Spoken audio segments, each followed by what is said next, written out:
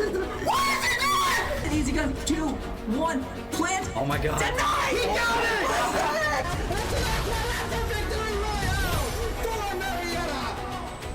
He's gonna try and take down this Juno. Artillery shell's gonna be coming out, and he does get the pick. So chance of ending it. Yep. Nice counter. Evangelos again in shake! What is going on here? Half. And the game goes to the Pioneers, ladies and gentlemen.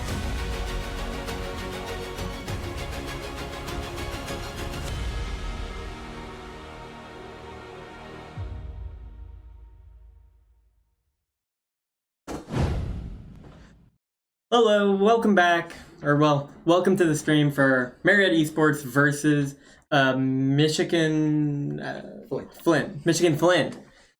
Alright. Today's match will hopefully be a good one.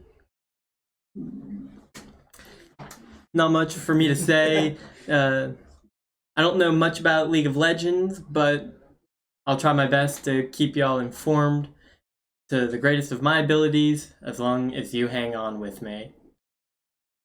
We can go over the roster if you want. Alright. We have the roster button.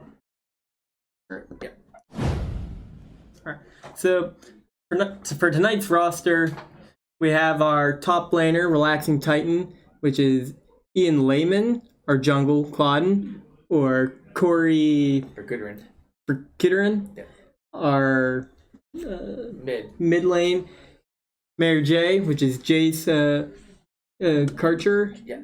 and our ADC. Evangelos. That's okay. Yeah.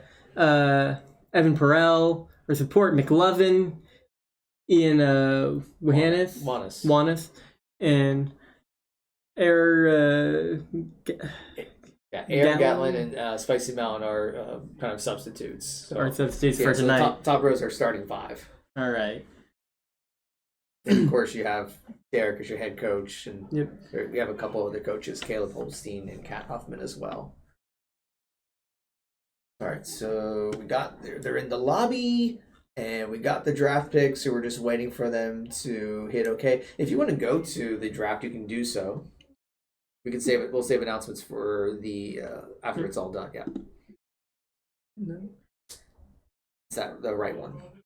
The far right one. The draft. Yep. And then click on the. If you click on the, I'll let you do it. Click on the browser, and then hit the F11 key on the Elgato, or you can do it on the keyboard too. Either's fine. But now it looks. So notice how you just see. Okay. Yeah. No border. Yep. Right. Yeah, so now we're just waiting for everyone to be ready, so you can always pull up the client here and see if they're ready, because it looks like everyone is in the lobby, but they haven't done the ready checks for the draft.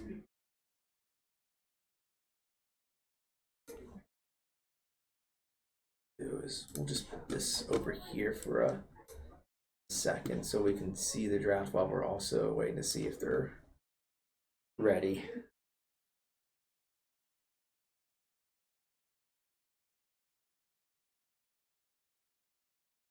Yeah, maybe we'll do an announcement while we're waiting, because it just seems like there's awkward silence as we're waiting from the start. Yeah. If you want to go over a couple of the announcements after the events section, you can. All right, so let's see here. Sure. All right. So we have a Twitch Prime.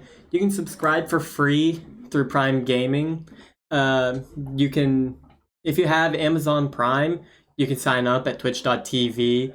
Just go to the link that's on the left side, and then hit to link Prime to Twitch, subscribe for free, and remember to subscribe every month. It's greatly appreciated and helps out our esports community.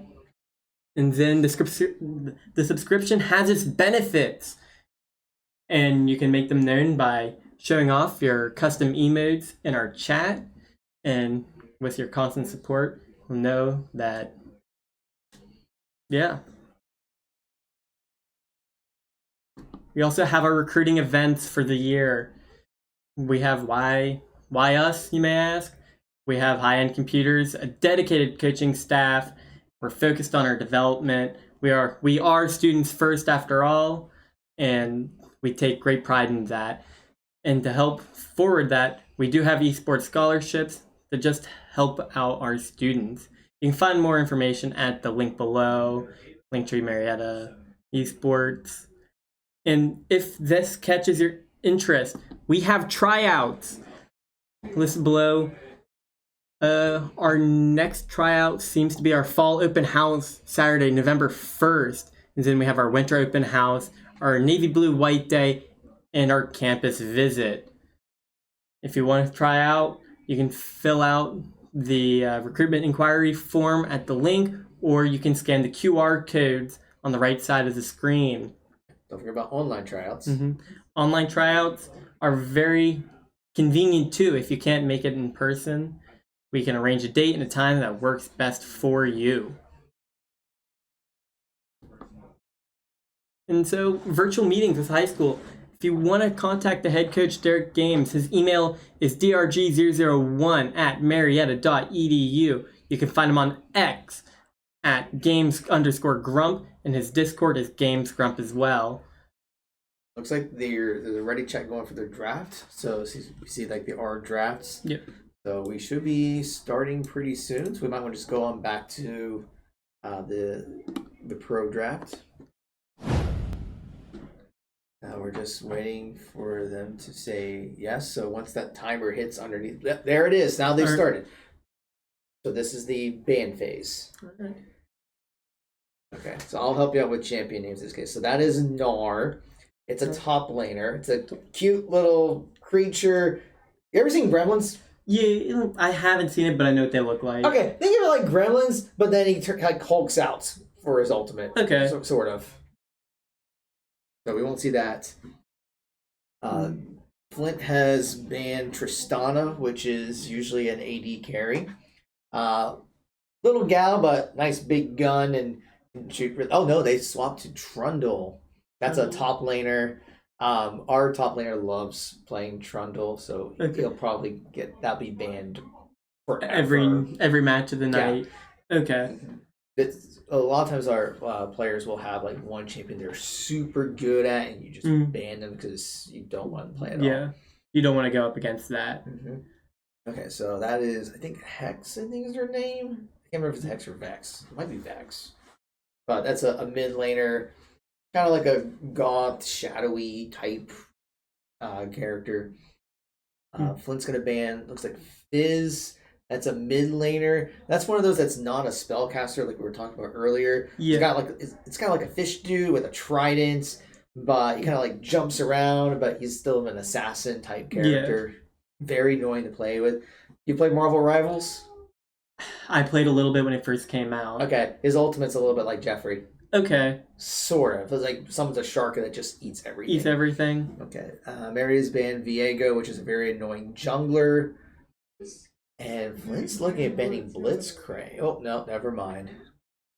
What? They're going back and forth. It'll be interesting if they ban Blitzcrank. Usually don't see a Blitzcrank ban. No, they're going to go with Braum. Okay, they're banning the Braum. He's kind of League of Legends versions of Reinhardt. Okay. Without the hammer. Without the hammer. So just a big shield. Yeah, big shield. And so he's a support that would protect ADCs. And his ultimate is kind of like Reinhardt's ult, except you don't get knocked down, you get knocked up. Knocked up. Okay. So out of these three bands that they've put up, that Flint has put up so far, is their first band the one that's going to hurt us the most for tonight? Well, we would expect the Trundle ban. The Trundle's been banned for every single game, so we just kind of expect not to play it. But in a game like this, there are like 170, 80 characters, so usually you would be proficient in 3 or 4. So even if your favorite's banned, you're still really good. You have your second favorite. Yep. So Marietta first picked Jarvan. So Clodon will be playing as a jungler. His ultimate is pretty nice, where like it's called Cataclysm. Okay. But what it does is it just kind of summons like this rock barrier around you, and everyone in there is trapped. It keeps enemies out or in. Exactly. So that's really handy if you want to isolate someone. So my question is that is ranged people able to attack outside of it from the inside out and Yes. vice versa? Yeah, it's just whoever's trapped in there can't move out for a couple seconds. Is he trapped in there with them? Yes. Okay, Yunara, I have no idea anything about Yunara. That's one of the newer ones. I haven't played in years, so do not ask me what Yunara does. Ornn is a big top laner.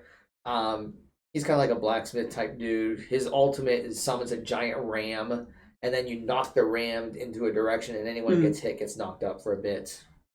Just kind of like just an overall big stun move. Yeah, it's more of a knock up than a stun, but yes. Okay. Let's see here. Melio's picked. I don't remember what Melio does. I've seen him play a little bit, but I can't remember off the top of my head. Dr. Mundo, he's one of my personal favorites when I played. He's a top laner. He's kind of like really smart Hulk. Okay. Okay, I shouldn't say he's smart. He was a doctor, but he's not as smart anymore. But he throws cleavers, and he's just really tanky. Like the way you build up the items, you can set it up where you can he has a passive self heal, and if you get the right items, he'll heal more damage sometimes than he takes. So he's it's just really hard forever to kill. Alive. Yeah, he's kind of like a raid boss. That's cool. Yeah, Flint's going with Karma. Karma's interesting. Let me double check something in the chat. Oh, I think there was supposed to be a Nami. Yeah, okay, so it's not Karma, but Nami is supposed to be picked in place of Karma. Okay. Nami is like a mermaid. She plays support, does like a bubble ability. If you get hit by the bubble, you're kind of trapped in there for a few seconds. Okay. The ultimate is a tidal wave that does a knock up. All right. So what is a knock up? You get knocked up in the air. Is it just knocked up, tossed up for a few seconds where you're unable to do anything? Yeah, I mean, you're pretty much useless for a little bit, and knockups are huge in a game here because you definitely, if you can crowd control players, then they can't really do anything. Then you can probably kill them in time. Okay. We're already seeing some more bans. Flint has banned Zoe. Zoe's a mid laner. So annoying to play. I hate Zoe so much. I don't even know if we play Zoe a lot. Marietta's banning Jax. That's a top laner. He's a fun character. So the story behind him is he's not allowed to use any weapons, so he uses a light pole. Okay. But he can attack really fast. So he's just an interesting character. And then Jinx is being banned by Flint. That's another ADC. She's got like 2 modes where she can do like a rapid fire with her cannon or like a bazooka. Her ultimate is just this giant rocket that she just launch from a distance. So you can shoot it from one end of the map and it goes all the way to the other end of the map. So just massive damage. Massive damage, yep. And then we ban Vi. That's a jungler. She basically has like these giant gloves that are like huge, and she just punches things with those. Yeah. Okay, that's cool. Okay, so Flint's gonna do the next pick. So they're gonna go with Akali. So Akali's gonna mid lane. It's an assassin. Akali has been a really good assassin over the years. So I take it she has a lot of playtime. Almost everybody uses. She's one of the original characters when the game came out 50 years ago. I was never good at assassins, so I never really played her. I'm more of a top or support myself. So is there no, I guess, duplicates, like, in a way that can both teams play, for example, Jarvan, or can only Marietta play Jarvan since they picked them? Great question. For this game, once you pick or ban a champion, that champion is locked. Like when we pick Jarvan, and unlike Overwatch, once you pick a champion, you play that for the entire game, for that entire map. There's no mechanic for changing characters. Okay. Yeah, so we picked Galio for mid. He's kind of like this big statue gargoyle dude that's got some wings. He's pretty cool. His ultimates, this is not the official name, but I call it the superhero landing because he literally slams in the ground, knocks up everything around him. And then Lucian is going to be the ADC. He's just He shoots kind of like Reaper, but at his ultimate, he has his both guns up. He just rapid fires both of them for a bit. Okay. And then Volibear is the last pick for Flint. That's probably a jungle. Think of a polar bear, but he has lightning in his claws. Okay. That's a good way to think of him. Kind of just like a brawly character. Yeah, very brawly. Yep. But that is the pick. So we now know what champions we're going to be picking. So we just got to wait for the actual game to start, and then we can press the button. Now they're checking when they're ready.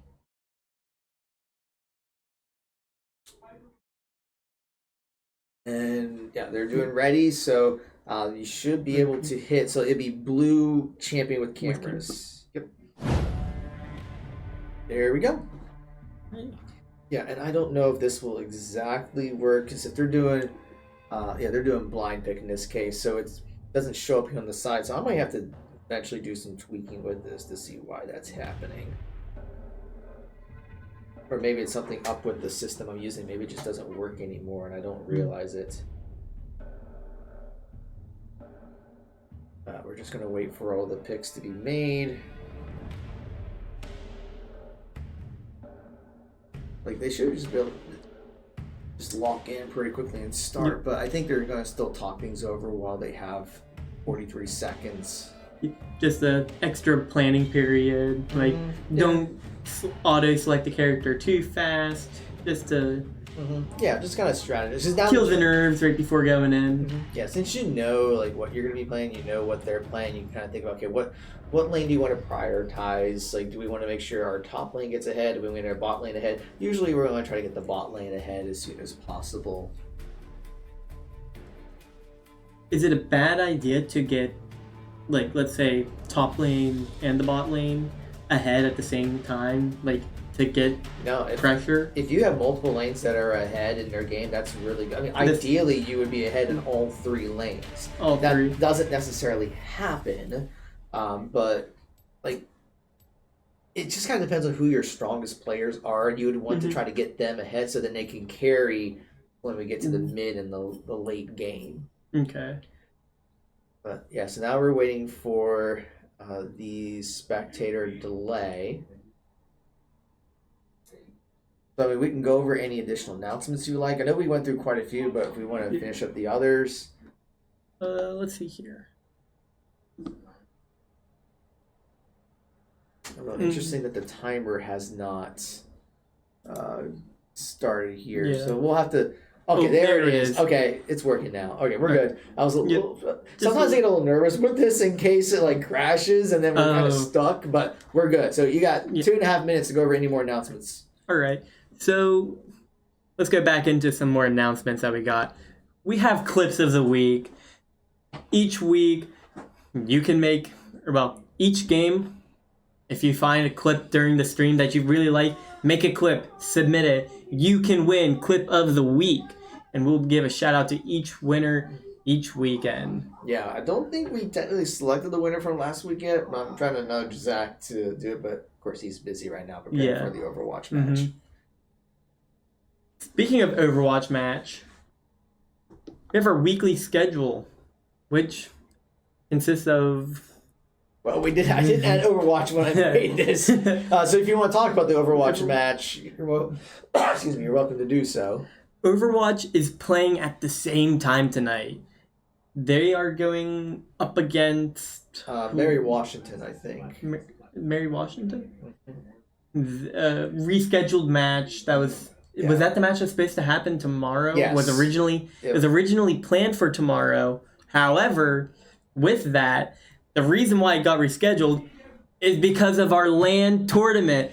Overwatch and League of Legends are traveling this weekend for is it our first LAN tournament? Well, for you guys it is. Siege went to Lackawanna last weekend, but this will be a first for you guys. Yeah. So you can watch us again starting November 1st at 10 a.m. catch us live on twitch.tv/ Unified Live. Unified Live. I think it's going to be streamed on there. They've streamed big events with Midwest Conference before, but yeah, going to Chicago is amazing, or at least right on the outskirts of Chicago. So really excited to see how you guys do with that. I think it'll be, personally, I think it's exciting to get the opportunity to go do this, especially being my second year here. I think this is a great opportunity with the Overwatch team being a fresh team. There's a lot of new faces on the Overwatch team, and getting this opportunity for us is great. Alongside with the League of Legends team, is this their... This is their first LAN since like 2018, 2019. So it's been a while. It's been a long time since we've been able to go to LANs. So very excited for that. Yeah, so we're gonna start loading to the game. So don't press the button yet. But let's go ahead and select the scene so make sure it loads. So you just have to scroll down.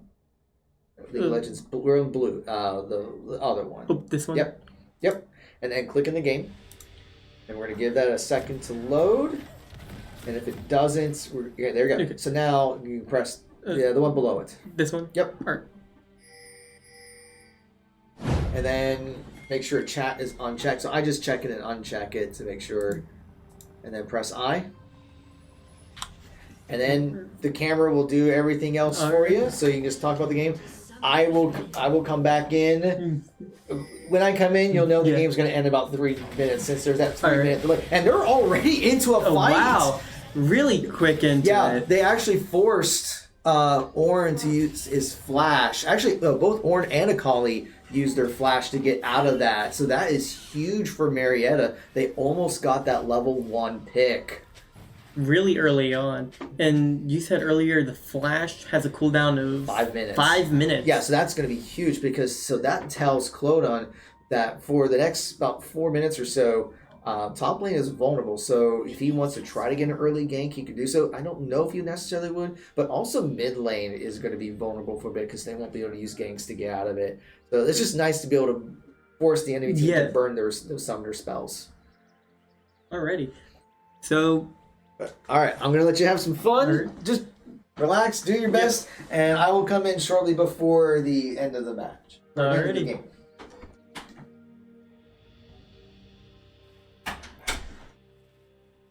All right, back into it.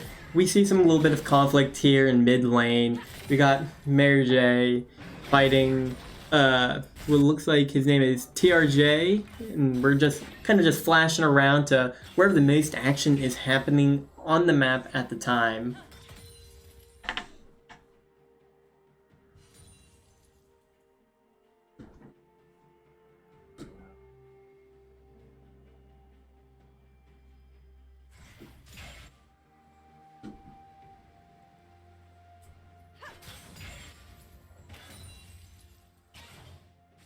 So here at bot lane, we do have a little bit of fighting, just a little bit of minions, just attacking each other.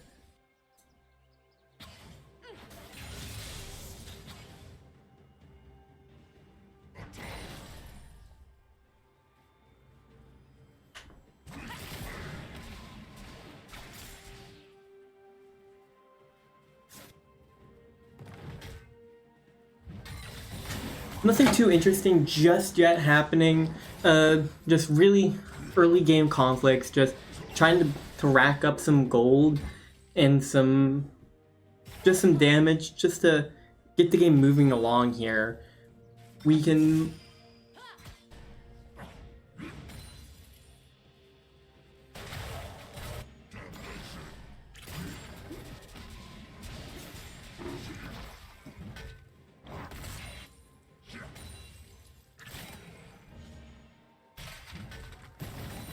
So yeah, just these little skirmishes going on here at the bottom lane, top lane, a little bit going on at the mid lane. It looks like on our map that we can see the bottom lane. Their jungler looks like he was going in for the bottom lane to maybe just get a little bit more damage in. but it looks like he's retreating back up into this jungle. But it looks like Quaddon's coming in to get help with the gank with Relaxing Titan to get that pick on first blood of the night. However, Flint does retaliate and get a pick of their own in the mid lane.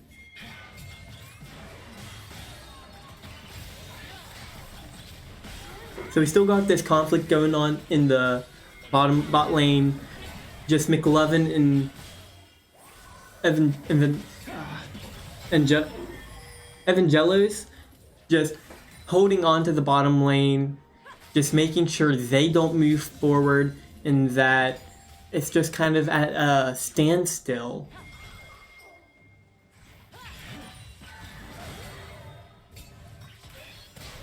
We can't see that Marietta is making sure we keep up on the pressure. It's a little pop-up right there. And we see that TRJ Silent did level up right there in that little attack. And it looks like Marietta is able to get their minions on bot lane to push up around the bend.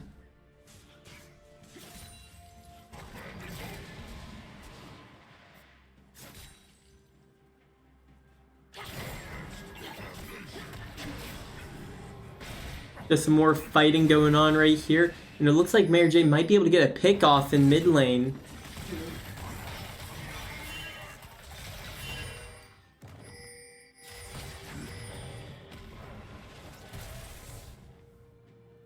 However, it does not look like it. The mid lane does get some backup to help push back and prevent the onslaught.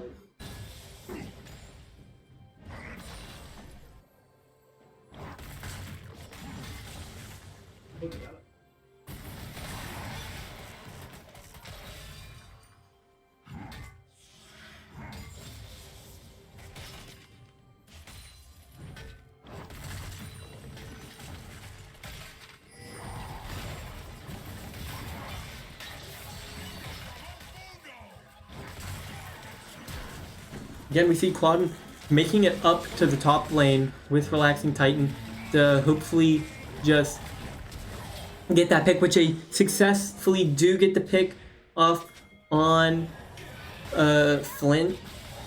And then on bottom lane, it looks like McLovin and Vangelis is getting attacked 3-on-2. McLovin almost dying, but is able to successfully get out just in time, while Mary J is still fighting in that mid lane, just making sure that Flint can't progress too far forward. As we see Relaxing Titan actually managing to get some damage on the top lane tower. Flint is starting to attack the dragon in the bottom jungle, getting it past half, quarter HP. Looks like they may successfully get this first dragon, which they do. That dragon kill will give a slight buff to Flint's players for the time being.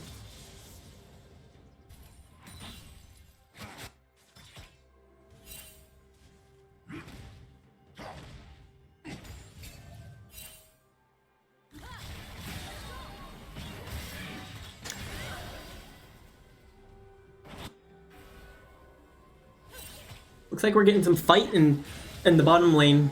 Once again, we got McLovin. Now we're back in the mid lane with Mary J fighting TRJ Silent, but it looks like something might have happened. The game is paused right now. It looks like someone may have crashed.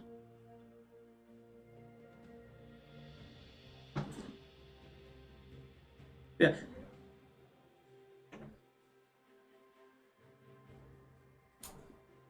During this pause, I'd just like to apologize for not really knowing all of the League of Legends lingo, but I will be trying my best. And it looks like we are back in the action once again. TRJ has rejoined the game successfully, it looks like, and is sitting at half HP in mid lane. Cutting back down to bot lane, it looks like our minions are cutting around the corner. Mary J is still on that assault in mid lane.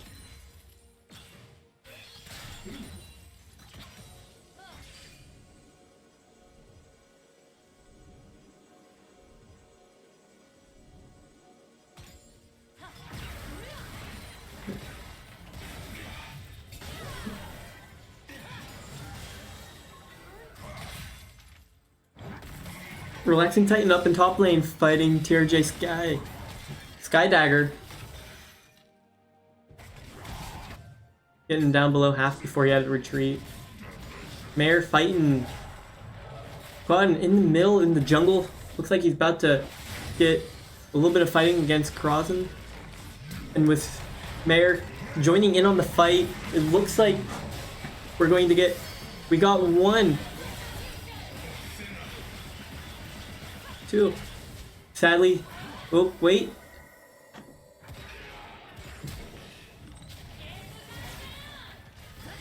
McLovin looks like he might get picked as well. Both of our champions in bot lane were picked in that fight right there. And it looks like 0 drops and OG, its chance will be pushing their minions up forward to our bottom tower.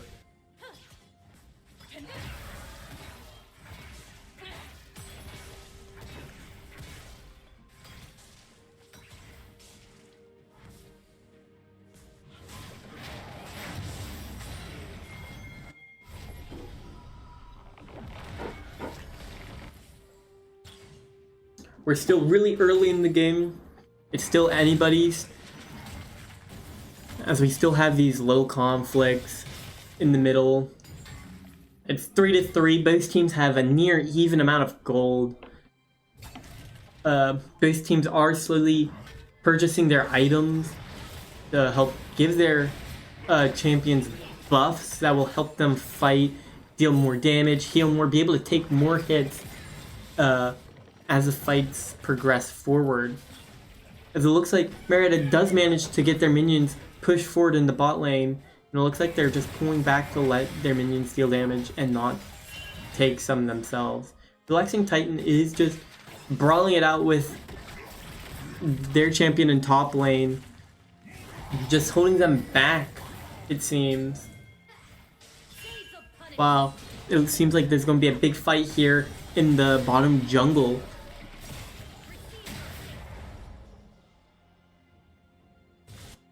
We got 3 of our Marietta players caught in. Jason McLovin in bottom lane. Just trying to get in contact with the enemy. We can see a few wards there in that little pond, it looks like. Those just help the both teams kind of just get an idea of where the enemy champions are. It grants them vision where they normally wouldn't be able to. As we see McLovin just kind of hiding in the bush there, but he does get kind of just attacked out of it. Baron Silent going in for another little brawl there in mid lane.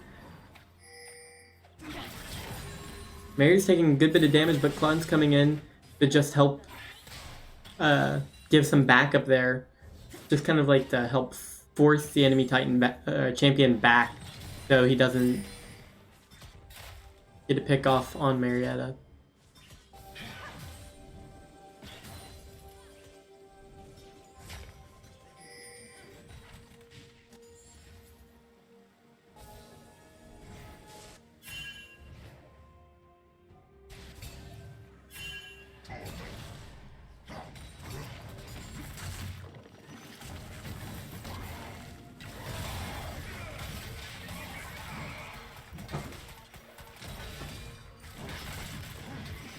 I have a little bit more brawling going on in top lane. Relaxing Titan and Sky Dagger just duking it out up there. Just making sure nobody gets any farther than the other. Looks like we have another dragon fight going on in the bottom jungle between... And it looks like Marietta is coming in to hopefully try and steal it, but it looks like red team is able to take the dragon. You know, it looks like they are able to get Clauden, and as our remaining 2 Marietta Pies retreating back.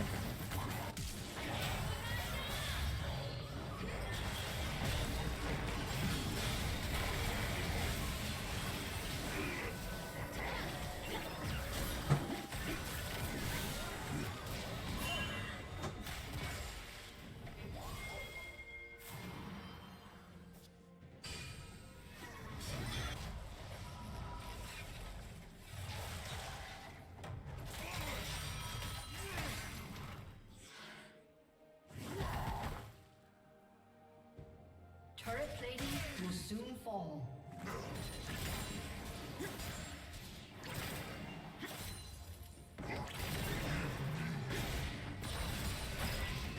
I think Mary J might get the pick off on Silent.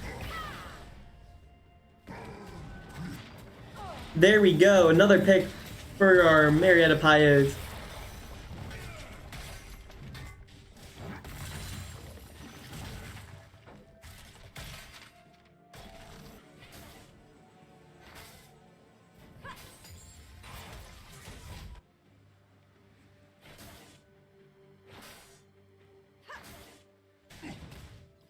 You can see Mayor just dealing extra damage to their mid tower as Relaxing Titan is on good health and he's just kind of adding so much pressure on that top lane. Just not allowing Dagger to do anything, as we're also giving a lot of pressure on that bottom lane tower.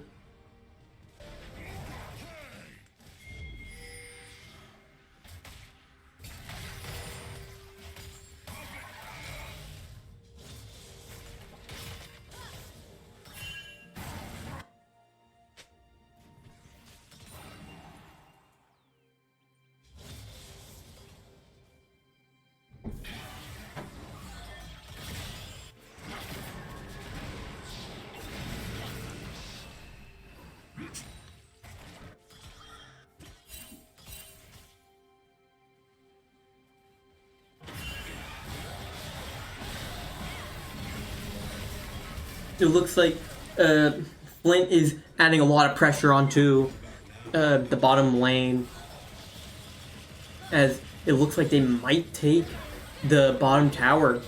They're dealing a lot of damage to it, but it looks like Marietta is able to push him back just a little bit longer, preventing him from taking.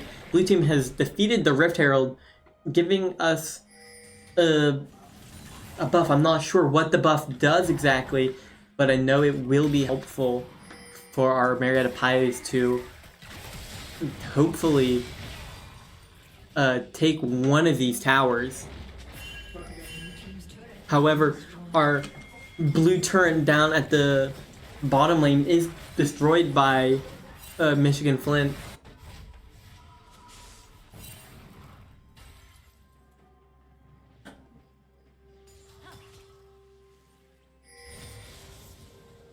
You can see Flint has 3 of their players all kind of grouped up in that bottom jungle area.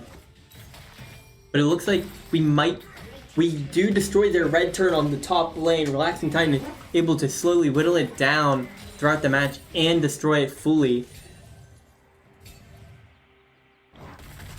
And it looks like he has no intention on stopping now. He's continuing to march forward and just really putting on the hurt to Sky Dagger.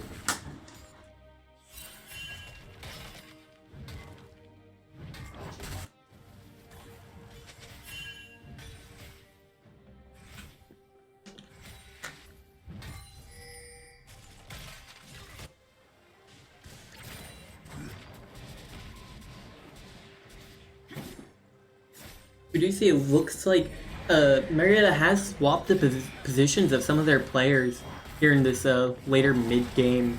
It looks like McLovin, Evangelos, and Claudens are now more in like the mid lane, adding pressure there, while Mayor is in the bottom lane. It looks like they just made some just slight readjustments to hopefully improve the odds of destroying these turrets, towers, just getting more pressure out.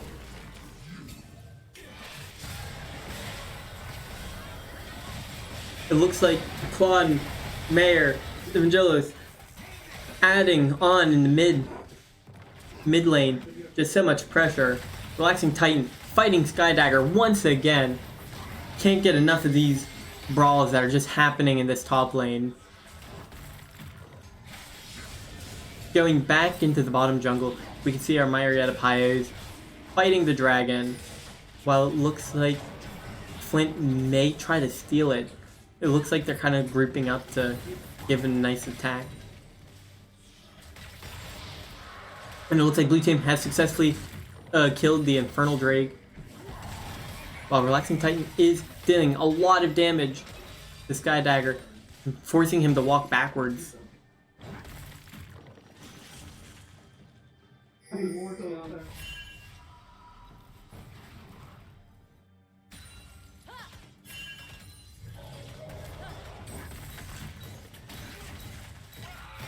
Dealing a whole bunch of damage to that bottom tower, or not bottom tower, the top tower. Relaxing Titan is really doing a lot of damage and a lot of progress here, just holding them, the top lane, just really far back. And it looks like, to really like counter this, almost everybody on Team Flint is just forcing him back, ganging up on him. But it's just not enough. He's just a walking behemoth, a tank among tanks, unable to just get struck down and stay down. He doesn't understand defeat. You can see McLevin and Jellos just chilling in the mid lane, holding their ground strong. Looks like they're returning back to... We see Mary returning back to spawn, probably to just purchase some gear to help boost his character up. Now that we're a little bit later in the game, both teams have 4 kills. The gold is near equivalent. And it's just really anybody's game at this point still. We do see a heavy push in the mid lane, where near everybody on Flint is really just diving in on everybody.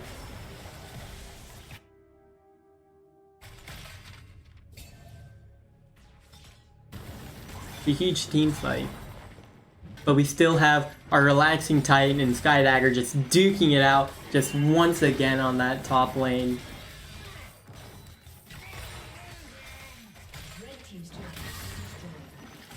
Oh, red turret is destroyed in the bottom lane.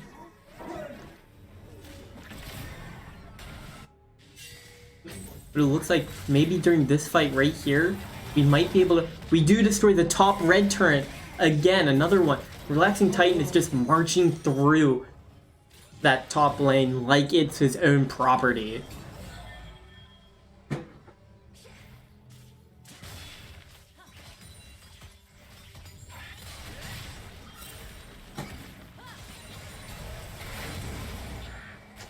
Now we can see Relaxing Titan really moving around out from that top lane. Now that he really had everything kind of just destroyed up there, he's kind of just moving around into mid lane to help give support there. Now that there's nothing really much more to destroy on that top lane.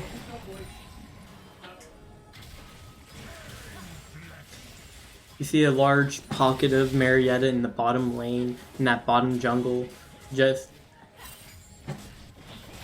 getting ready. It looks like a huge team fight's about to occur here in this bottom lane jungle area. Everybody's kind of just grouped around. It looks like everybody's making sure. You see Corazon from Team Flint marching in forward first, but he's just absolutely demolished. Silence running away. A blue team turret is destroyed. However, blue team is able to slay the monster, and it looks like our top tower, that first top tower, is getting destroyed by Sky Dagger. Without Relaxing Titan up there, he's just able to just walk forward with the minions and destroy that first tower.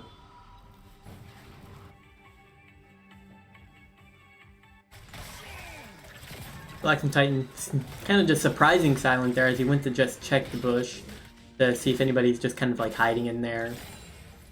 Looks like the strategy is kind of shifted once again to change who is where, just to change up the just the layout of the players once again.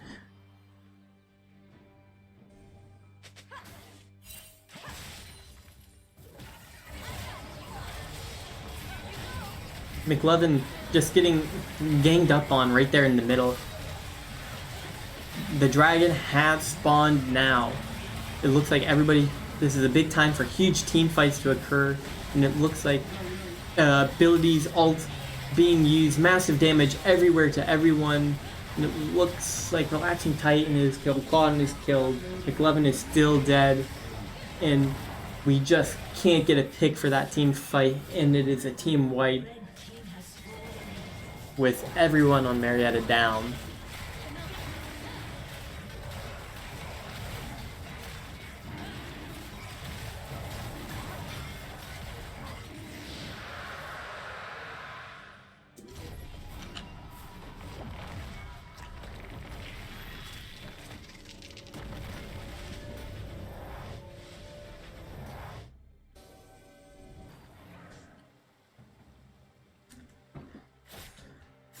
Once again, during this time where we don't really have any fighting going on, I'd like to remind you viewers that Marietta Esports is going to Chicago this weekend for a LAN tournament this Saturday, November 1st at 10 a.m. It is Marietta at the Midwest Clash. You'll have your Overwatch team and League of Legends team duking it out once again. So be sure to join in at twitch.tv/Unified Live.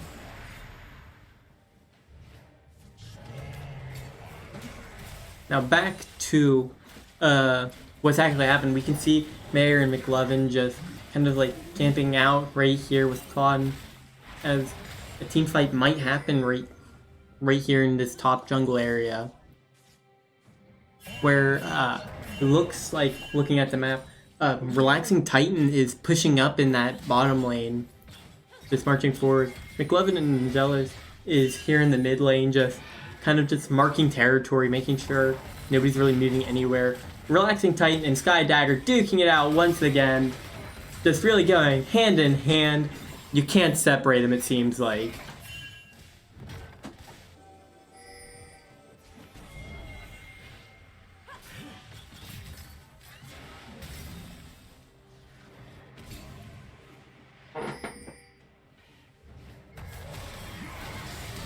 Some more big team fights, it looks like, happening right here. Let's see here. Do we have any picks happening? Silent has killed Vangelos. He's on a rampage. Looks like he got Claudin as well.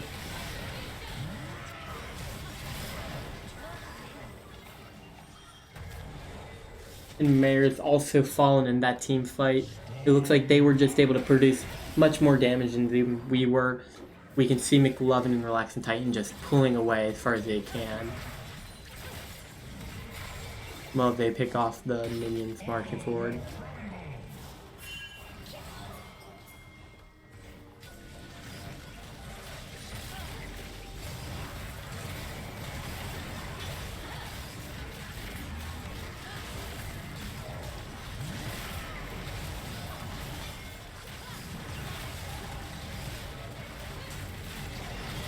Right now it looks like Flint's just getting up, taking out the Baron Nashor there in the jungle for this fight, and then returning back to their spawn to buy their gear, buy their upgrades with the newfound gold that they just acquired from defeating the Baron.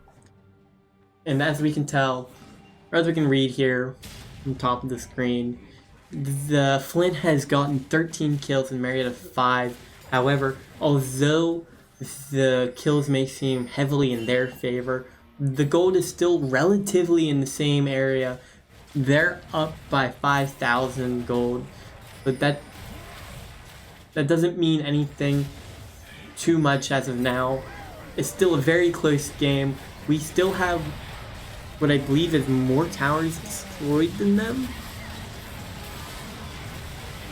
because we do have the top lane entirely wiped out, but it looks like another wipe. Flames managed to kill Claudin, McLovin, and it looks like Mayer's also fallen as Skydagger's hunting down Angelus. Relaxing Titan's just pulling back slowly as 3 of the other team is just kind of slowing him down and trying to deal that damage. but he is successfully able to retreat away. But now that mid lane's able to march forward, and it looks like they are going to destroy the mid tower.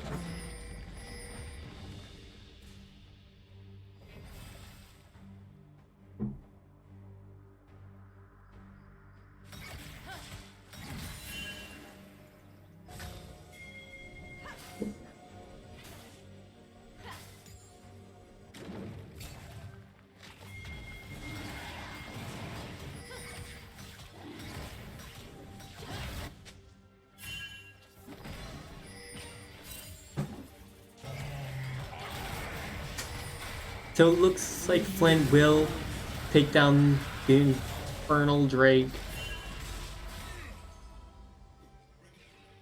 getting the team buff.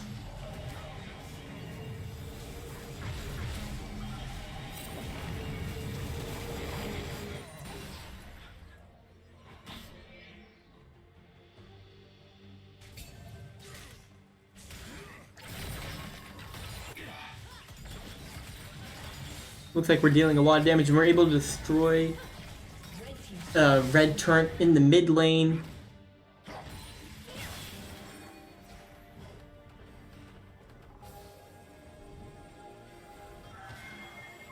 So our pioneers have successfully able to destroy the first two, the first turrets in the mid lane and the top lane, with one more tower remaining. Turret remaining in the bottom lane.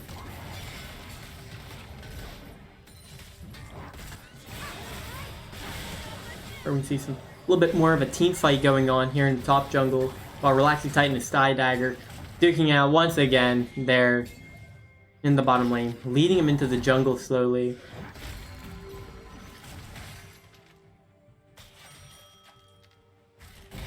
Dealing a lot of damage there. They're both at relatively equal amounts of health, but it looks like Skydagger has some reinforcements coming in to help. It looks like a gank is about to happen on Relaxing Titan, where their whole team is on him, but in stuns, knockups, everything just to get him killed. It took an entire team to knock out the Relaxing Titan.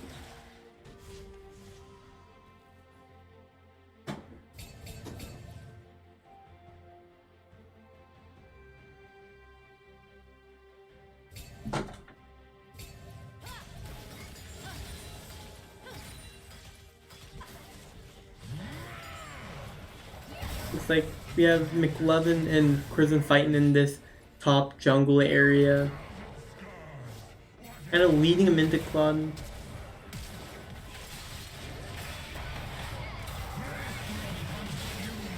A blue turret has been destroyed. And it looks like they might be able to get a pick. They are able to kill Corzin.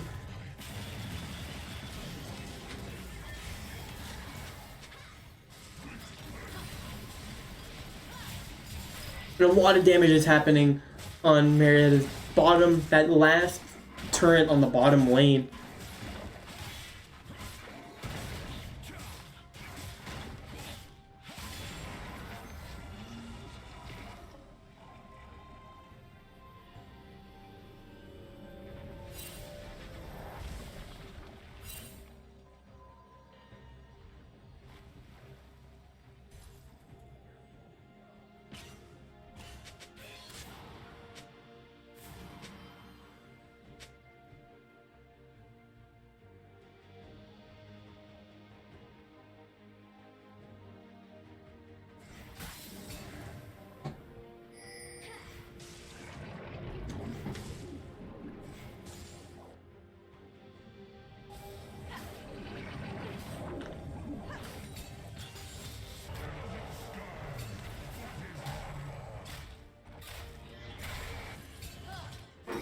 The Baron Nashor has spawned in. It looks like everybody's falling in on him up in the top jungle.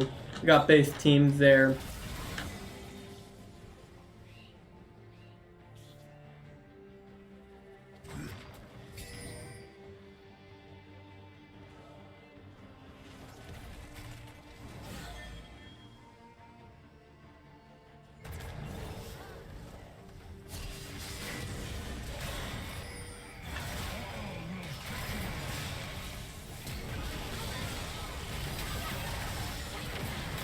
spawn does get picked off in this team fight right now. A double kill happened. Mayer's down. McLevin is down. Relaxing Titan is still having a good bit of HP, but he falls as well.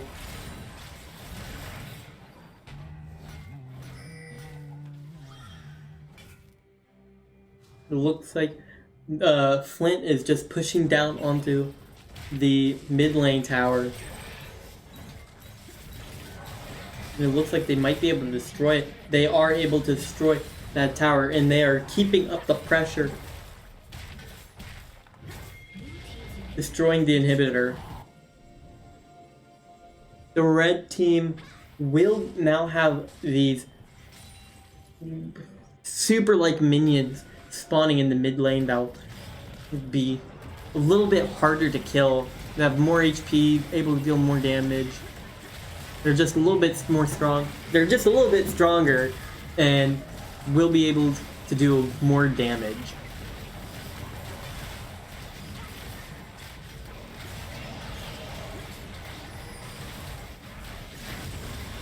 The red team has successfully killed the Baron Nashor, and it looks like they all are returning back to their spawn to upgrade their gear, use the gold that they've earned, and looks like the pressure will be kept up. We are 35 minutes in. The kills are 21-9. Flint has 63,000 gold while we have 56. It does look like they are in the lead with gold and kills. It doesn't look too favorable for Marietta right now. With each team fight that is happening, it just looks like they're able to just get picks each time, and while we're just kind of getting rolled at this point. That's another team wipe.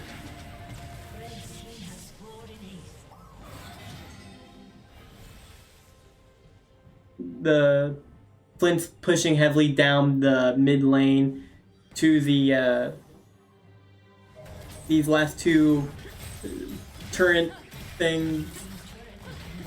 Both of them are destroyed, and now they're onto the Nexus, which is destroyed, and that does make it game Michigan-Flint taking game 1. Alright, usually when we do the score, it'll be 0-1 for this. So you still pull up the, you might have to alt-tab. Crap. Yeah, it's okay.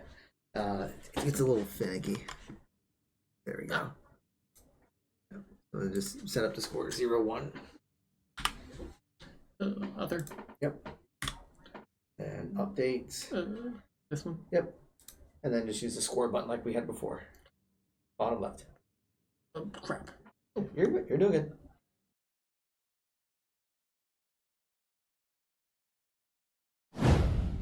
Take it a second.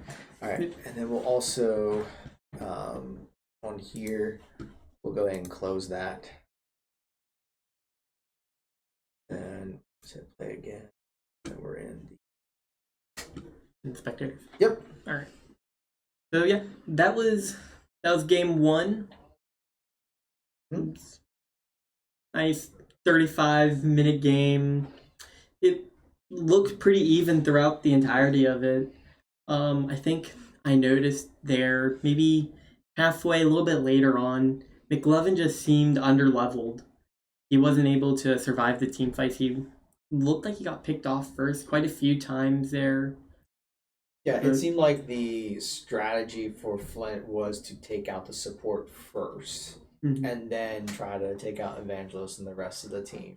Yeah. So I mean, when you just keep, and Marietta just did not have an answer to protect, because I mean, when you have like Horn does knock up, you have Volibear that can leap in and get into that back line. It's just hard to just see them collapsing on them, and just listening to their columns, they were talking about just how Flint was surviving everything. Like Marietta was doing damage, but they just would not drop.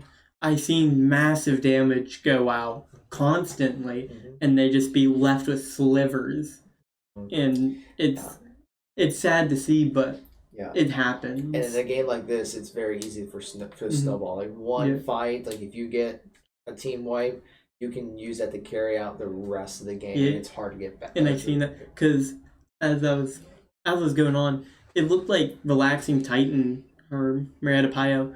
He was walking on him on every lane he did get on. It looked like he was just owning that lane, calling it his own, just marching, destroying the towers. But then when it came to those team fights, he was able to survive to being the last one. However, when your team gets wiped and you're the last one, you're going to be the one that follows if you're unable to get out. Yep. I think we'll go ahead. Let's go ahead and take a quick break, and then we'll be back with game 2. BRB. In the middle.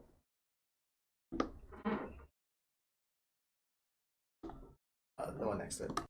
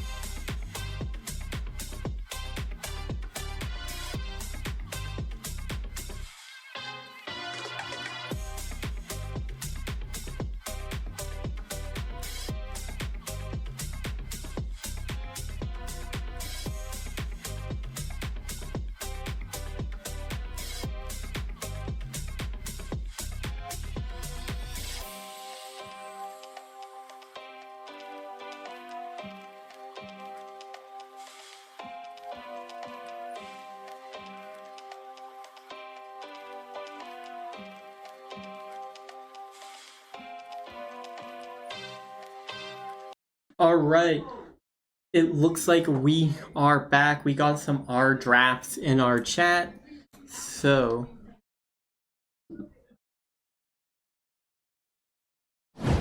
let's pull that up. So we'll just chill here through the draft phase. Score updates for those of you that are interested in the Overwatch match that's going on right now, but we can't stream it. Overwatch took the first map 2-0. Woohoo! And that's against an undefeated team. Your Marietta Overwatch Esports team is currently kicking butt. Yeah, and from what I've been seeing, they played very clean in both rounds. Yeah, during that quick little break, I managed to see a few of the plays. It was looking wonderful. It was like no struggle at all, and I hope that this rally of motivation that we got keeps tumbling on like a snowball effect. Yeah. Now, what OP's Knees was saying before I got in here is he was telling the team now their opponent knows what they're going to do, so they're going to have to do it even faster.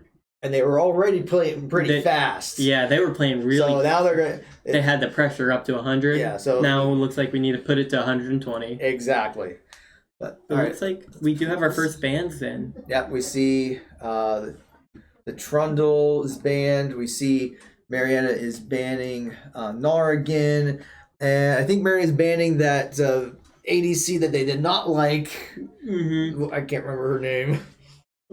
Yeah. Fizz is still being banned. Oh, no. That might be going with Fiora? I haven't seen her used in a long while. I think they're going to swap back to Fizz. Yep. Yeah. There's a swap back. Sometimes sometimes seems like they troll a little bit, like which one they're going to pick, but then they pick the one they intend at the last minute. And part of it is, too, like with all this time, I mean, you can still talk strategy during it, so it's quite common for some teams to wait until the last second to actually make their pick. This is a really strategy-based game. I'm realizing there's so much time on your hands at all times, but not a moment can be wasted. Because even here in the ban phase, we get a full 30 seconds per character. Yeah, it looks like Marietta decided to ban the Melio. Interesting. So they're not gonna. They didn't want to play it, and they don't want Flint to play it. Now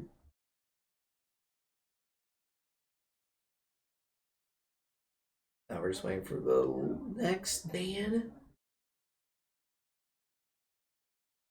It looks like they're rocking the same bands as they did last time. Yeah, which makes sense because like they won, and they're not concerned about anything that Marietta played in that game. So they're just going to keep the same bands from before.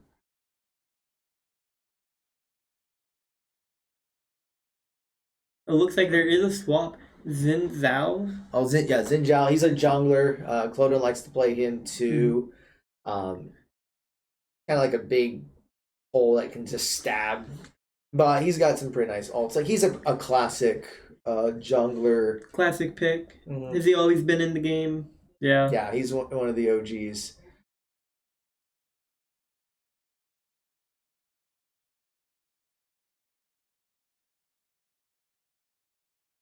Now we're ready for Flint's next pick. And they're going to bring back the Volibear. We never banned Volibear, so we're going to have to play against it again.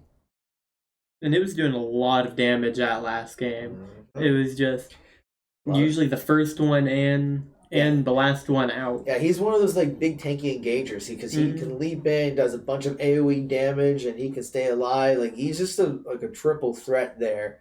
Just able to just do everything. A change though. Ooh, Samir. Oh.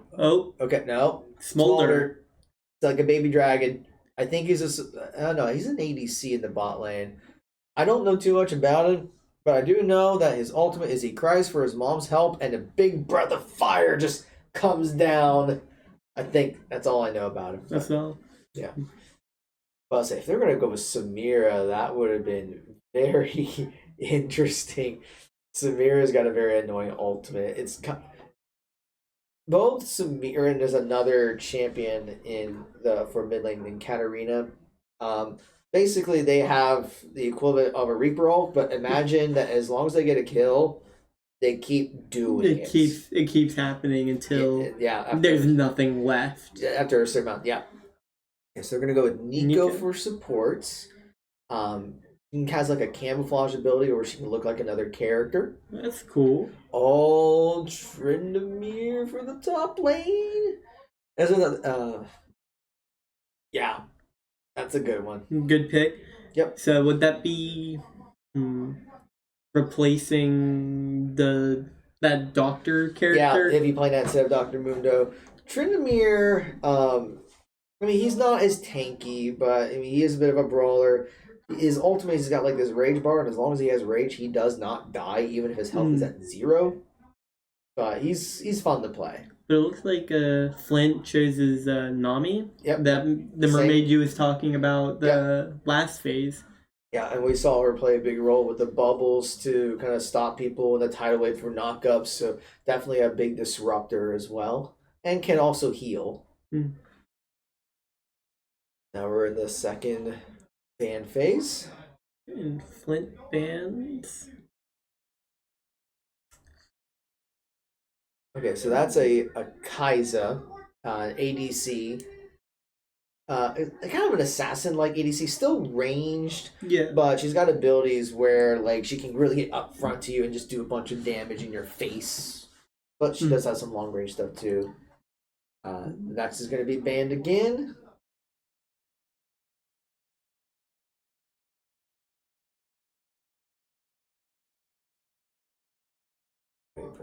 Ban.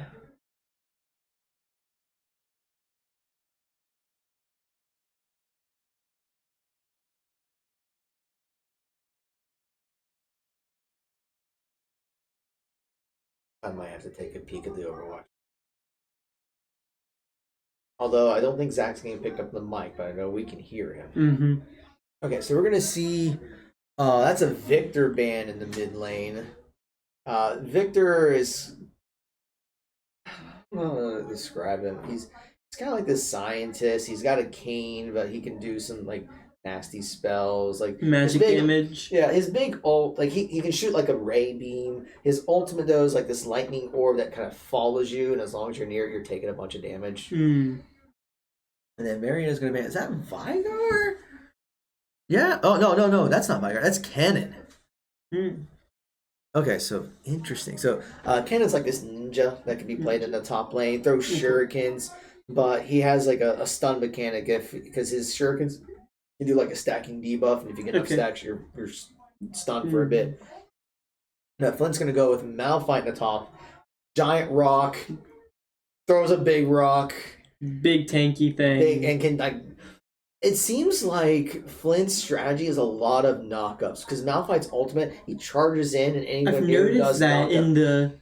in all the team fights, it looks like Marietta's just unable to move because they're always just in the air. Yeah, because Navi does knockups, Malphite can do knockups. Volibear, I can't remember if he can do a knockup. Okay. I also noticed there's a few stuns as well. Yeah. And they get flung up in the air, they hit the ground, then they're stunned. Yeah, if you coordinate the CC, the crowd control well, you're going to win those fights. Yeah. Mary's choosing Mel. I have no idea what Mel does. I know we played it. She's been played before, but I don't know what she does. And Mary's going to pick their last one in 5 seconds.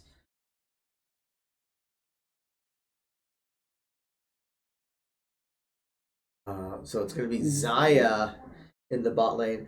So she's got pretty good range.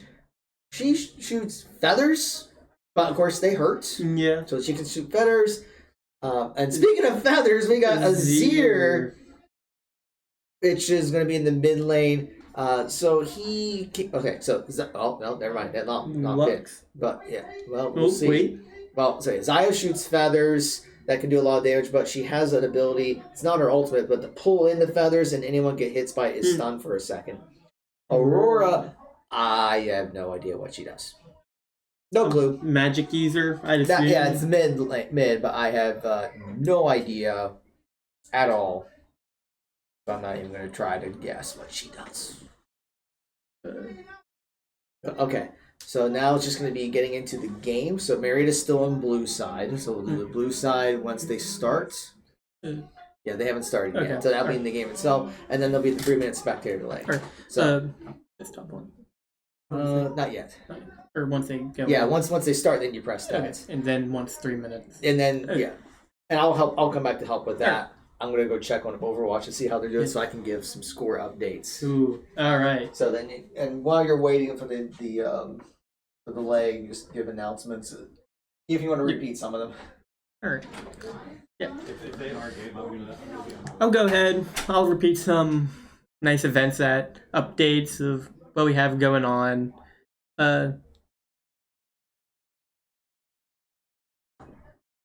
We have our 24-hour Subs and Screams stream. It has been moved. It is no longer going to be on October 31st due to the Chicago LAN event that we're going to. It'll be moved to, I think, next weekend in November. A nice November-ween stream. And it looks like we are going into the game.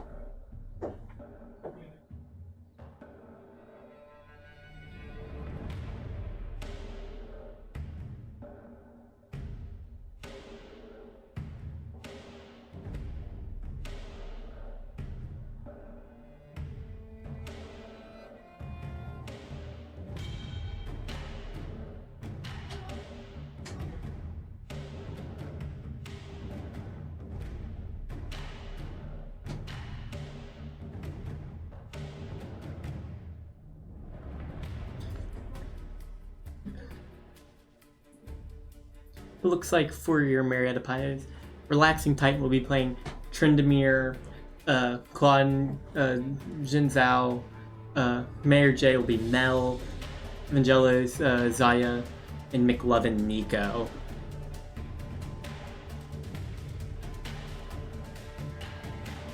For that, I'm going to put in the chat that OBS crashed. But yeah, we should be good to go. All right, so go ahead and take over for a bit, and then I will come in before 10, or if the game's over, whichever comes first. All right. But yeah, we If you don't want 9:50, sure. Okay, I 20. need Fair. to walk in. Okay. To be at my destination. Okay. Sorry. Yep, you're good. Looks like we're already trying Oh, to yeah. get another level 1 pick, but no flashes burned that time. Mm-mm. Minions have spawned.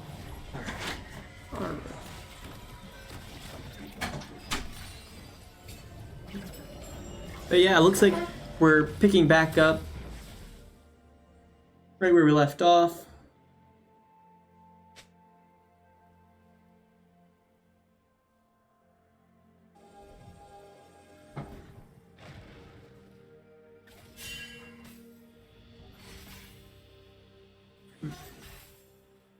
Just some nice damage going on in mid lane, bottom lane conflict, top lane, just everything going on all at once here. Early game farming, nothing too serious happening right now. Looks like Relaxing Titan and Skydagger going at it once again. With Mayor and Silent fighting.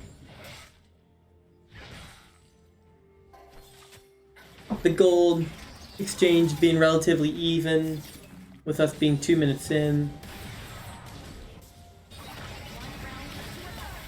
Looks like Mayor's dealing a good bit of damage to Silent, while Relaxing Titan and Skydagger are just looking at each other menacingly.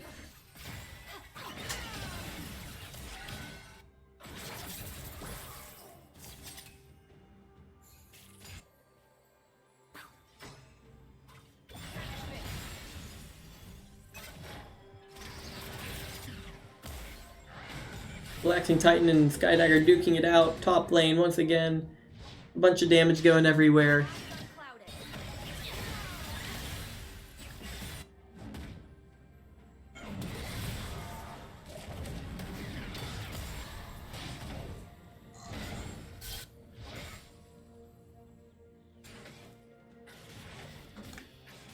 Yeah. You see Mayor and Silent going at it, still attacking, fighting one another all the time. It looks like on the map that we have Relaxing Titan Skydagger, speaking of which, duking it out top lane, just attacking each other's minions, hoping to see some type of change going on. Evangelos and McLovin, once again, fighting it out, duking it out mid lane with that teamwork going on. Hitting level 3.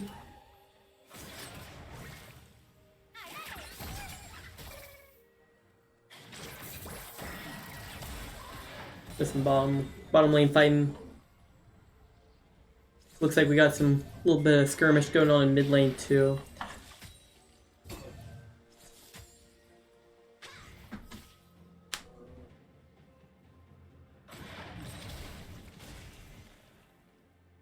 Everything's still really close. Still under 5 minutes into this match. 6,000, 1,000 gold. Just 100 gold difference between the two teams. Really, nothing too drastic on the teams.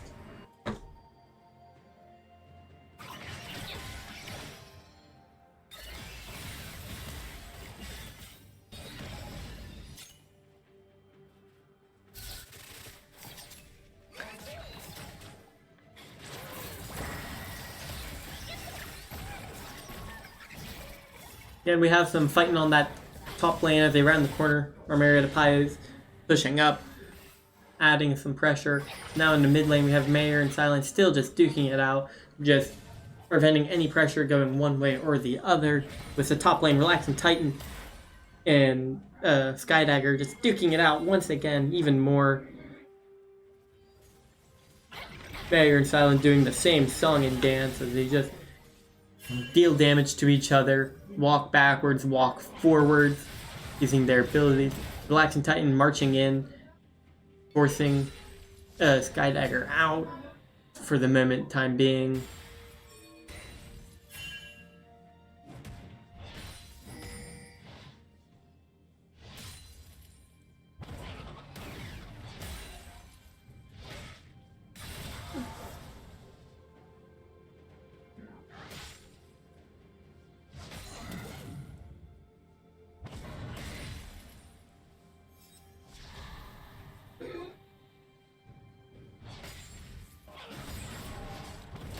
Going in, Relaxing Titan, Skydagger, fighting it out. Once again, back into the mid lane, we have Mayor and Silent just holding each other's ground. It looks like Mayor is slowly falling back into our turret to allow some assistance, but Mayor's actually walking forward. There's looks like a flash, I'm pretty sure, just to get out of range of Mayor.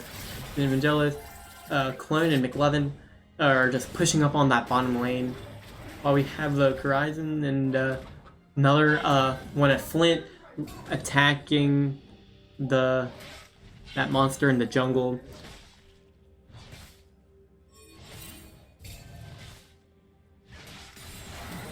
Relaxing Titan attacking Skydagger, dealing some damage while taking some himself. Just falling back, killing some minions, snapping some gold. We have 1 kill to their 0. We have 10,500 gold to their 9,800. Just dealing some damage. McLovin doing some damage using his range projectiles. Evangelos pulling in slowly as well.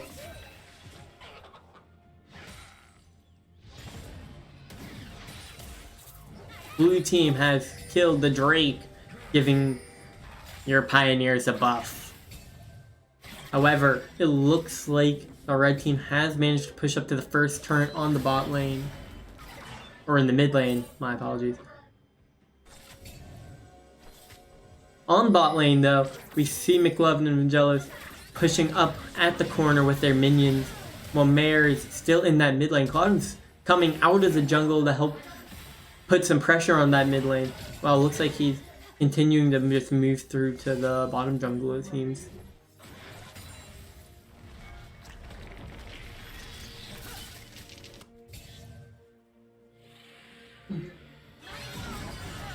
It looks like a big ult just happened in the mid lane where Silent manages to slay Mare.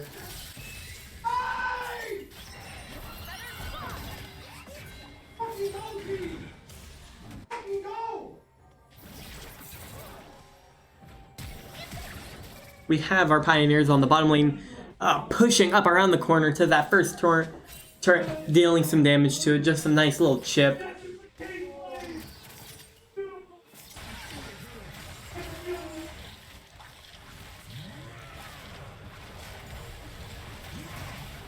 Another note, I'm able to, it sounds like Overwatch did something amazing. Is that the second map? They just took second map. It was back and forth, went to overtime. For them, they had to take the first point because they were on King's Row, and they just had to go just a little bit, and they just got the nudge, so they won 5-4. So now they're up 2-0 in the match. Wonderful. Happy to hear that. Right now, currently, in our league game, bringing it back to where we're watching, we have 1-1 with the kills. The gold is relatively even, just 1,000 gold difference, with your Marietta Pies in the lead in the gold category. With pressure going on in all three lanes. With Mayor and Silent just duking it out again. Each of them below half HP, just trying to kill some of their minions. Relaxing Titan diving in, dealing some damage to Skydagger before falling back. Regaining some HP. Getting ready for potential another assault once cooldowns are up. But we do see that in our bottom lane, our tower is taking some damage. But Evangelos comes in to help drive back the Flint assault. Relaxing Titan, Skydagger looking at each other. And it looks like McLevin and Evangelos putting on the assault in the bottom lane, driving them backwards. Mayor and Silent duking it out. Relaxing Titan, Skydagger almost getting the pick, but it just isn't enough. It looks like it's a 2v1 in the top lane. Relaxing Titan and Cloud getting the slay on Curzon. And it looks like in our bottom lane we have some ults going. We have a kill.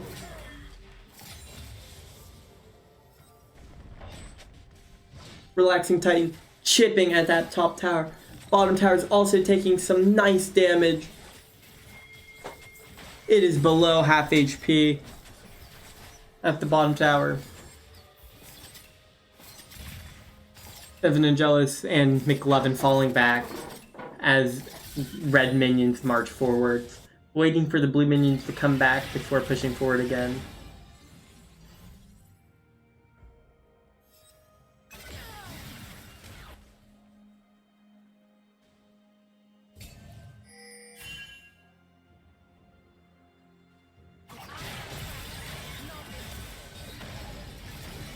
Another assault going on. Mayor dealing a lot of damage to Silent, almost killing. It looks like he does. He uses his flash to get the pick off of Silent, making the kills 4-1 with 19,000 gold for your Pyos, 16,000 for Flint. It looks like we're taking the lead here in game 2.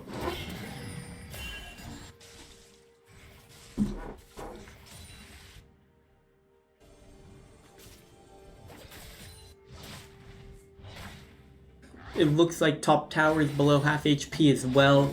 Relaxing Titan just putting on the pressure, making sure that his minions are hurting, so his can get into range of that bottom tower.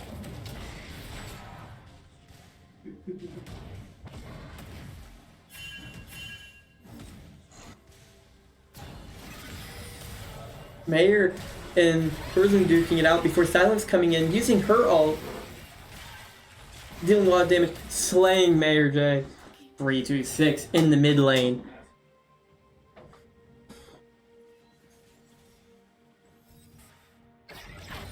It looks like on the bottom lane, they're preparing for like a sneaky assault, almost a nice dive and attack. Silent is attacking the mid tower, just dealing a bunch of damage to it while Mayor responds. But it looks like blue team does manage to kill the Infernal Drake, granting a buff, and it looks like they're going to use that buff potentially to bring the fight onto the bottom lane.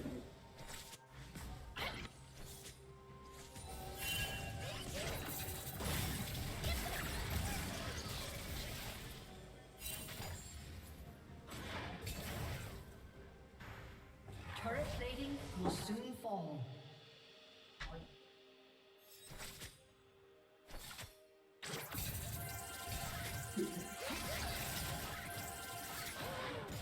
Angelus McLovin bottom lane, keeping the pressure up, killing some minions, helping their minions march forwards, but their minions are going to die to Flint. We have Mayor doing some good damage to their mid lane tower before Silent is coming back.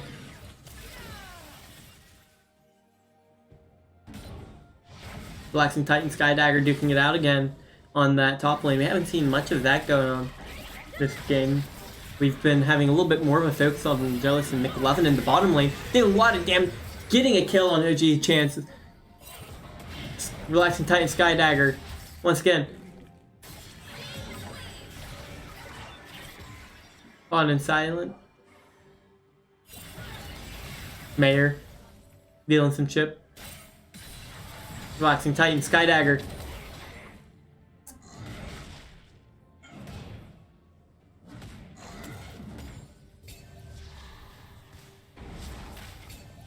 Looks like Curzon is coming.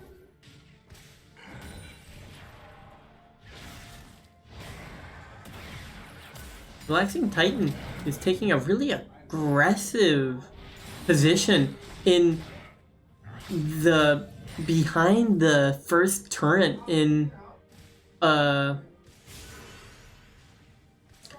chasing after Skydagger. It looks like he gets the kill on Skydagger. He manages to whittle him down. Yeah, it was very aggressive, but it pays off at the end. And it looks like he's going to destroy that first tower too on top lane. Just managing to forge ahead, killing the minions, allowing blue minions to march forward to the next tower on top lane. Bottom lane, fighting's happening. It looks like Evangelos is getting jumped by Curzon. A flash is used to get out, but it looks like he is going to die anyways. Just too much pressure put on. Blue team does get the Rift Herald though, granting the buff to your Pioneers.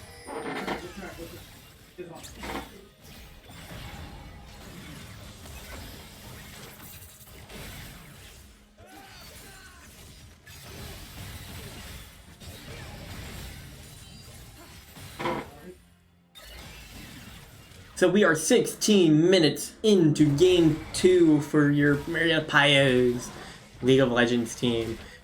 The kills are 6-3, gold 28,000 to 25,000. The blue turret on bot lane just got destroyed, and it looks like our mid lane tower is going to be destroyed as well. But Mayor does come back just in time to help maybe prevent. It looks like he is going to prevent that top tower from falling. And Tree Styling does get picked off.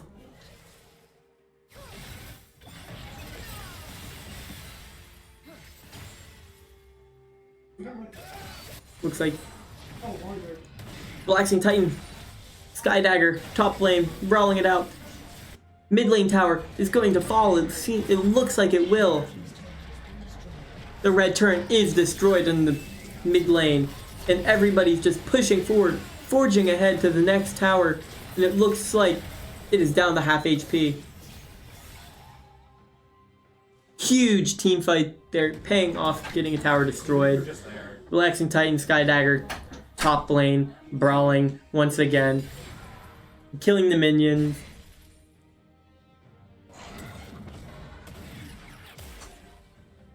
this little poke here before the minions come in to distract the tower before Relaxing Titan can actually move in fully, use some abilities, get some more damage. And it looks like he's falling back just because of the red minions coming in and taking out his blue.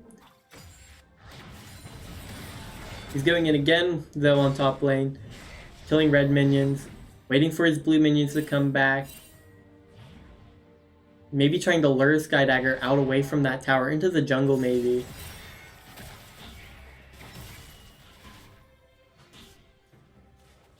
You got your Pioneers kind of grouping up there in the mid lane, jungle-ish region on the bottom of the map. Getting ready for a huge team fight with 0 drops getting killed.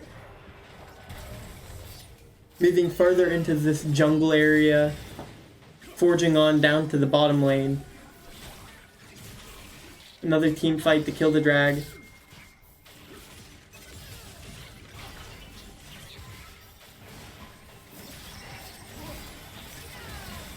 Marietta gets the drag at half HP.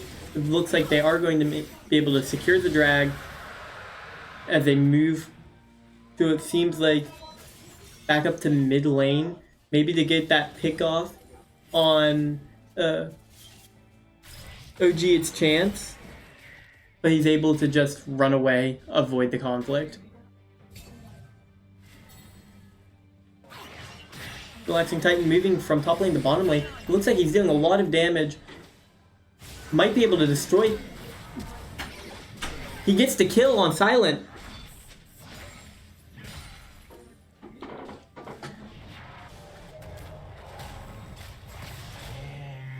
McLovin is getting heavily targeted by Curzon. It looks like he is going to get killed. But Relaxing Titan is able to destroy a tower in the bottom lane.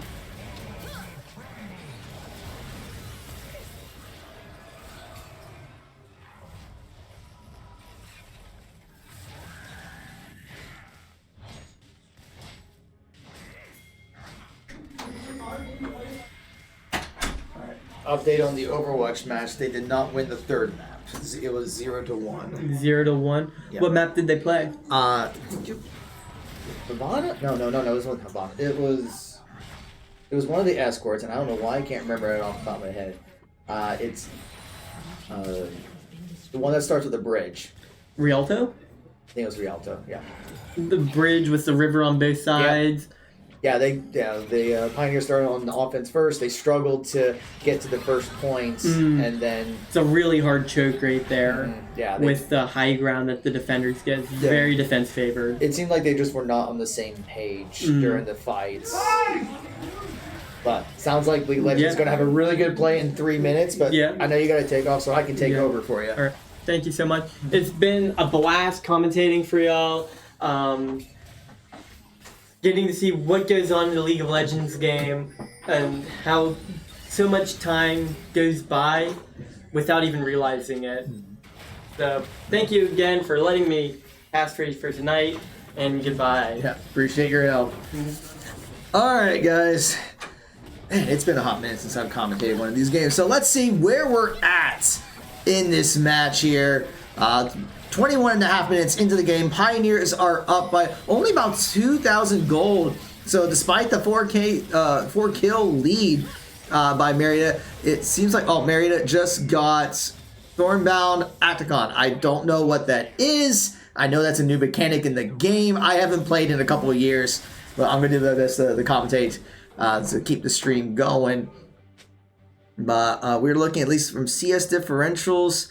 It looks like that Volley Bear is definitely the big X factor, but we even see Ogrit's chance on Michigan-Flint doing very well at 3-2-0 right now. So it looks like Marietta has 3 dragon buffs. The next dragon's going to be up in about a minute 40. Excuse me. So I'm sure Marietta's going to be setting up. Although Relaxing Titan is going to get caught here, but he still has plenty of health. He's not too worried about that. Meanwhile, Mayor J getting some damage onto that Malphite. So it looks like a little bit of a lane swap going on here. So let's see. Looks like Marietta did get the 3 outer towers down. Actually, they have the outer, the mid inner tower. Oh, it looks like Relaxing Titan gets caught. Big ult there by McLovin. Doesn't get a whole lot. Flash is going to be coming out. Relaxing Titan going to go down. There's the ultimate by Grit's Chance. So right now, only Relaxing Titan is down. Marietta is trying to run away. And they may...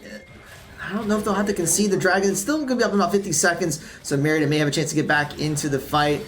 Another flash comes out, trying to get some damage onto someone. I don't know all these character names, but we're seeing the re-engage. Shutdown comes out by Flip, but a huge double kill by Mayor J. That was the ultimate for Mel, whatever that is. I don't know what it is, but it worked.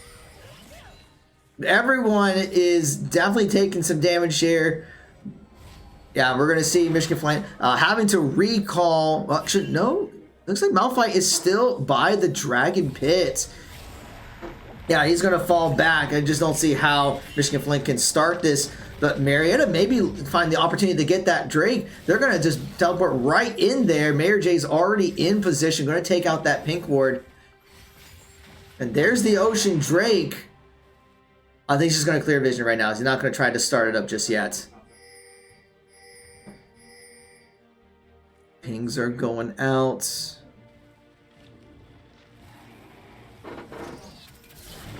But yeah, looks like Marietta will go ahead and start up on that Drake. Already at half health, and I don't think Michigan-Flint can get this time. Marietta will claim their second Ocean Drake buff. So with 4 buffs, that puts them in a really good position. They already have now the Ocean Soul because of that. So that regen is going to be helpful. Relaxing is going to try to catch this person. Flashes away, but will solo kill. I think it was Aurora, I think is her name. You're still looking at about a 2,000 gold difference though. Relaxing Titan might have been looking onto Volley Bear. Marietta is trying to defend this tower. Nicole's going to come out. Tower does fall, but Malphite's going to use his ultimate to charge away. Mayor J and McLovin are going to look to catch him, and Mayor J does get the pick onto that Malphite. Relaxing Titan still looking to try to take out this Volleyball, who's been a big threat. Going to leap away, but Flash by Relaxing Titan gets stunned. And it looks like Volley Bear is going to be able to has to use his ultimate to stay alive. Meanwhile, Marietta is using this opportunity to take the Baron while Relaxing Titan is split pushing. Takes one down, and here's that ultimate, the Undying Rage. Uses that to heal back up. And he's just going to bait them out while Marietta will just claim the Baron at 25 minutes. I mean, Relaxing Titan was just able to kick all that attention away from the Baron, so Marietta was able to get that buff, which is huge. So let's see if they're able to capitalize on that Baron buff. Nice! Well, I think something awesome is going to happen in 3 minutes because I heard someone yell nice. Spoiler alert. Well, actually, it might be a little less than that. We'll see. Because I know we did have that glitch where OBS crashed on us, so I don't know if we're exactly 3 minutes away from the game or not.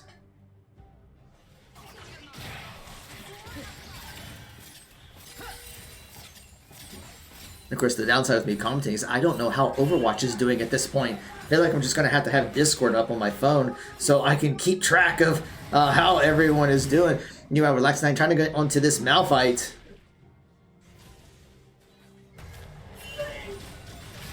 I mean, I hear yelling. And Marietta is maybe looking to get a pick onto the Volley Bear. Getting it very low, but he will get away. Malphite's looking for the flank, but he's going to get spotted.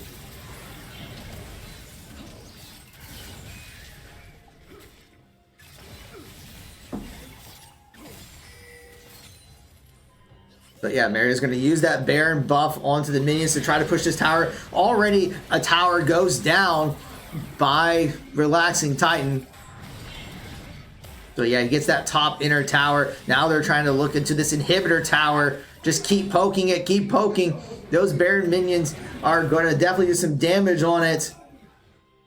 That cannon-empowered minion is devastating. There goes that mid-inhibitor tower. So Marietta is going to use this opportunity to try to get into the inhibitor. Dodges the bubble. And Relaxing Titans just taking 2 of them at the same time. There's the inhibitor. Is Mayor J going to be, is Relaxing Titan going to bait everyone out while Marietta tries to take down the Nexus? I don't know. We see ultimates already. Marietta may be looking to finish this game. And another inhibitor tower is down. Relaxing Titan comes in, already takes down Aurora. So that's already 1 down for the Pioneers. Mayor J takes down the Volibear, which has been the threat this entire game. Another goes down with Smolder. That's 3. That's 4 down for the Pioneers. Double kill goes to Evangelos. Then Bear Minions are now on the Nexus towers. And now they're just going to try to finish off the Malphite. Very low stuns. Gets back to the fountain. He will not die, but the towers will die. And so will the Nexus. Pioneers take game 2.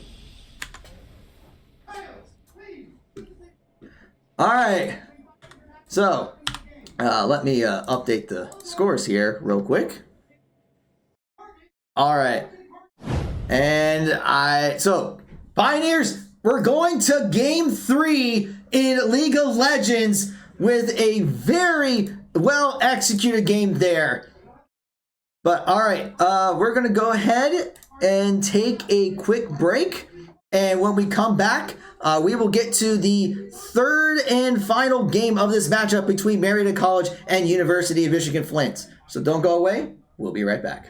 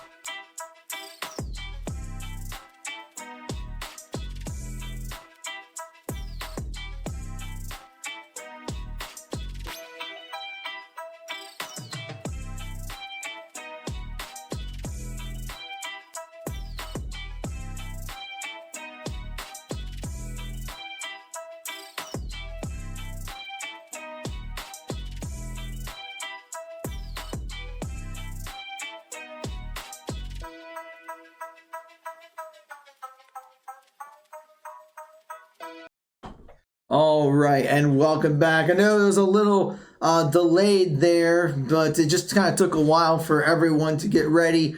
We got the pro draft up. We were just ready for the ready checks. It looks like there, well, hold on. There might have been some technical difficulties with setting up the draft. Yeah, we're going to blame Evangelos because he did not create the correct pro draft for it. So just give me another second here and we will get the third game. Quick updates on, you know what, I'm just going to do this. Give me a second here. There we go. Hello! It's good to see you guys again. I know I haven't really been doing this a whole lot, but I'm trying to give my students an opportunity to do this a lot more instead of me, because I can't do this forever, to be honest. But despite it's a lot of fun, but I'm going to have to be passing the torch at some point. Anyway, a quick score update on the Overwatch match. They did not win map 4. It was very close on push. We're talking like this close.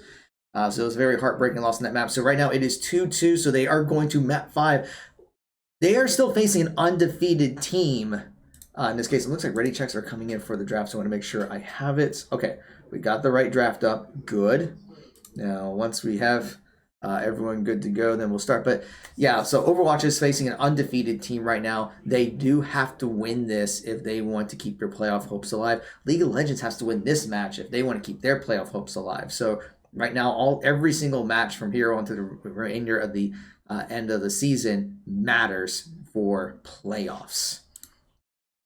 So we're going to see if we can get this dub for the League of Legends team. And they have already started the draft. So let me get this over here to you guys. There we go. That looks better. All right, so let's take a look at the bans for this. Well, I try to make sure I have everything up here so I can follow it. Looks like Marietta is going to be on the red side this time. Michigan-Flint is going to be banning Trundle. They just do not want to see Relaxing Titan on that Trundle. He is just so good. If you thought his Tryndamere was scary, his Trundle is even scarier. Alright, Marietta is going to ban the Gnar again. So now we're going to see what Flint's next ban will be. It's going to be the Braum. So they do not want McLovin playing Braum. I know he's been playing that a lot. So same ban we've seen in previous games. So we're going to need to look at who I saw her in game 1. I don't remember her name, but she's out of the equation again. And it looks like they are going to target banned Relaxing Titan. That Tryndamere was just absolutely nasty. So it's not locked in yet, but I think they're going to take out the Tryndamere. They just don't want to see it. They're still waiting. Like, do they want to do this for sure? No, we will not see the Tryndamere, unfortunately. No Relaxing Titan is very disappointed for that. But now we'll see what Marietta's third pick will be. Or third ban, I should say. Sorry. They have 10 seconds to decide that ban.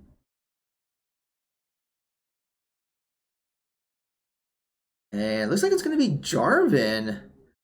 They might be anticipating that Flint might be first picking that, so they're just going to take that away.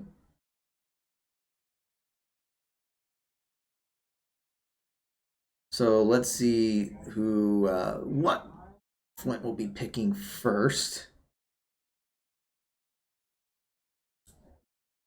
So still got 5 seconds.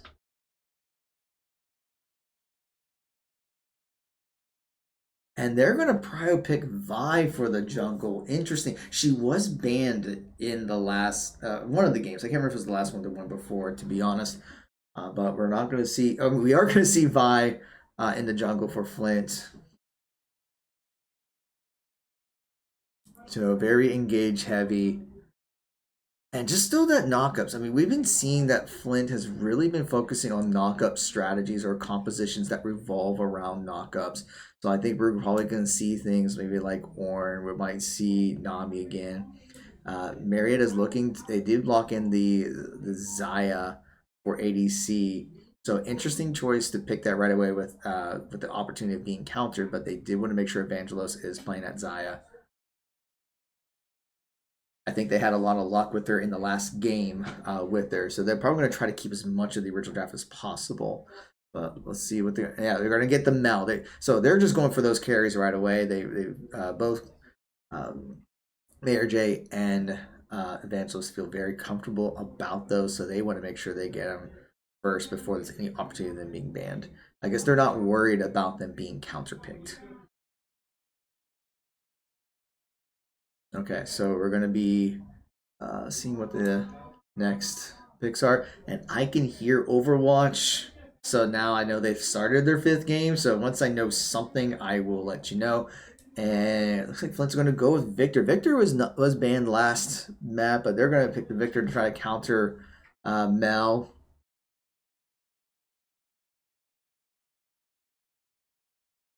And we're going to see what is going to be the next pick for Flint.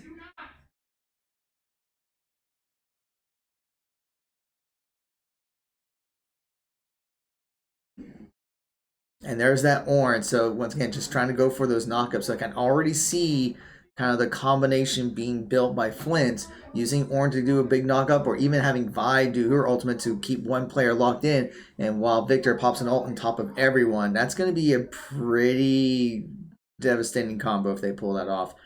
So we'll see how Marietta decides to respond to that. They got about 6 seconds before they pick. They're going to bring back Dr. Mundo. He was not banned this time. So Relaxing Titan is going to go with that just to kind of stay alive and be that frontline presence for the team. Now we're going to see the second set of bans. They're going to take the little baby dragon. I can't remember his name already, but they did not like him in the last one. So they're going to probably target ban ADCs. Meanwhile, Marietta still needs their support and jungle. So, all right, so they got about 10 seconds. And are they looking at Sona? Not my precious Sona. Did they know I'm commentating and they were going to... No, okay, they're going to go with the Nico. Yeah, they did not like McLovin's Nico from the last game. I was like, why would you ban Sona? Sona's one of my favorites to play. But they didn't ban her. I don't think we're going to see her in this game anyway. And Marietta's going to actually take out the Samira. So another target ban at ADC. So they must have seen that Ogret's Chance plays her. So good pick to get her out of the equation.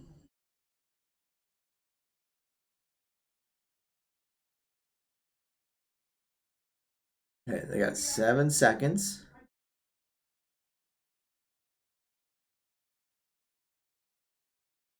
And we're going to see the Xin Zhao being banned.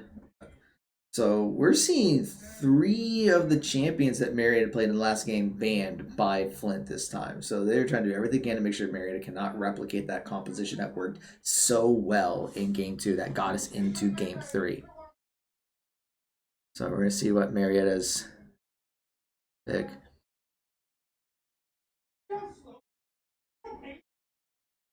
All right, so Lux is going to be picked by Marietta.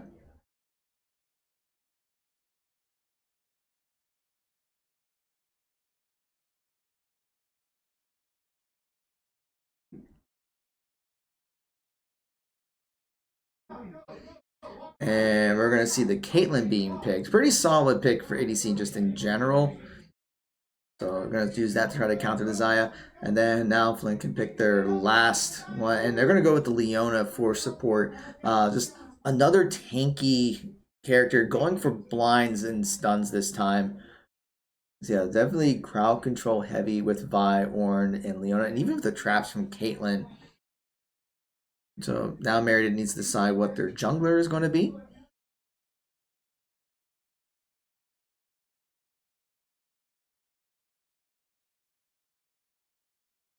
So what are they going to pick? They got 13 seconds still.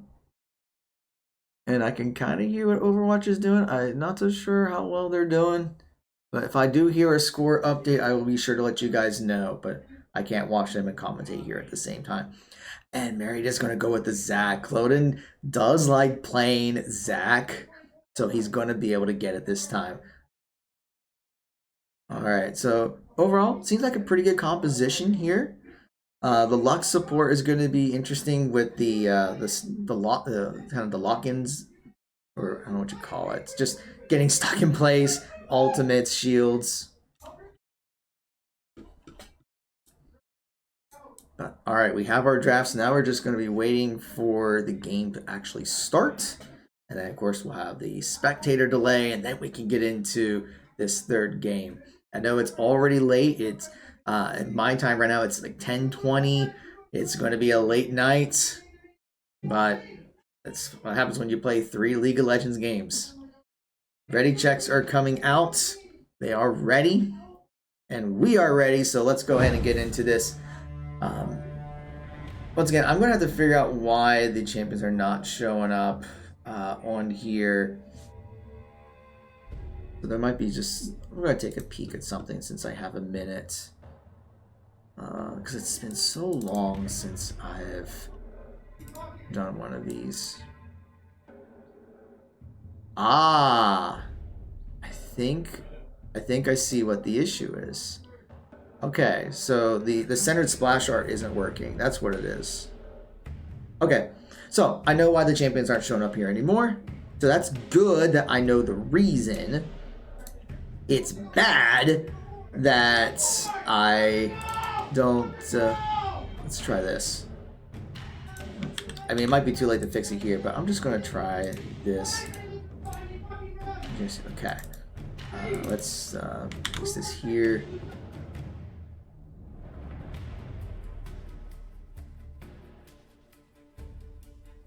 And we'll just go ahead and replace several of these. Oh, hey, oh, it's showing up. At least some of them. Okay, hey, I fixed it. Okay, we got it. Oh, I did not think that was gonna fix it so fast, but hey, we got it working. Wonderful, perfect. There, we can see the champions now. Woo! That just, you know, no matter what happens for the rest of the night, that just made my day right there. Just to get that working with a simple copy and paste. It's the little things that you just have to enjoy. Okay, now we're just gonna wait for the game to start. Although it'd still be nice to show the character name. Well, I think it's because the player names aren't showing up right, but you know what? I'll take it. We got something here. But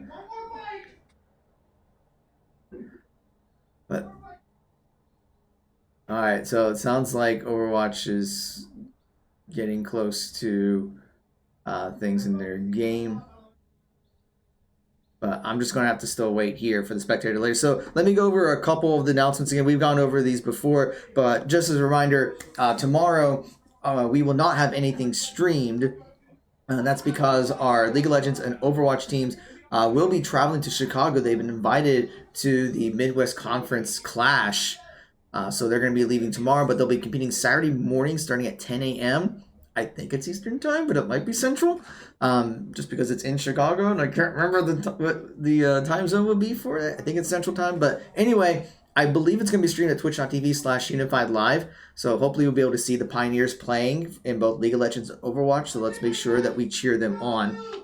So, speaking of tomorrow, we were going to have our 24-hour subs and Scream stream, but since we are 2/3 of our teams are going to be out of town, this is going to be postponed, unfortunately. But we are going to plan to have it next Friday, November 7th. So I think we're going to call it the 24-hour Novemberween subs and Scream stream. So we'll still be in costume. We're still going to be streaming to see if we can hit our goal of 100 subs and 1,000 followers. So you guys can help with that. So if you're watching, if you haven't hit that follow button, you can already help us get a head start on that goal by hitting the follow button. You can also help us get a head start on our sub goal by subscribing to our channel. So don't forget, if you have Amazon Prime, there's this lovely thing called Prime Gaming where you can help support our program at no additional cost to you. Just connect your Twitch account to Amazon. I think now they're calling it Luna. And then you can subscribe to our channel for free every 30 days or every month. You just got to remember to renew it.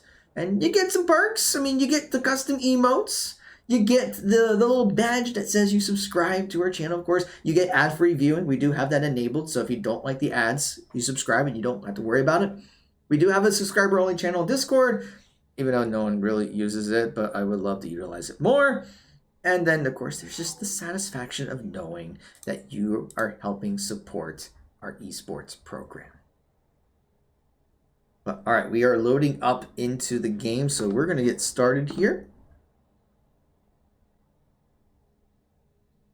So just waiting. Once everything loads up, we will get this third and final game underway. All right, so I'm going to push the button, making sure that everything is set up here. Get rid of the chat. Press that. But all right, here we go. Game 3. If you think the Pioneers can take this and get a huge win and keep their playoff hopes alive, show that support in the chat. And we're already going to see several from Marietta coming down. They are on the red side this time. They may be looking for another level 1 play. We've already seen a couple of level 1 plays by the Pioneers. Pink's coming out. And they're just going to wait in that brush to see if anyone comes by. And I think at this point, Flint has probably learned their lesson to not face check. And they're going to go in. They're going to try to go after the victor. They get a little damage, a little bit more poke, pops a ward down, and they will retreat. So not going to get a whole lot out of it, but it was still a good attempt by the Pioneers. But what do we got here? Ooh, popping a ward right there, spotting out the bot lane. So a nice little ward there by Evangelos.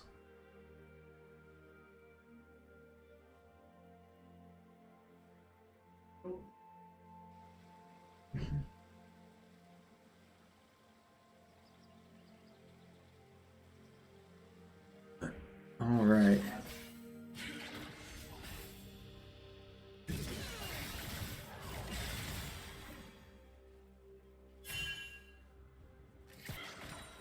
But right now, just early farming.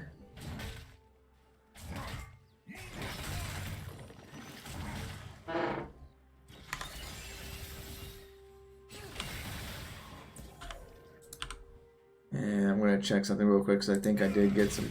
I think I have the final score for the Overwatch match here while there's some poking going on in the mid lane.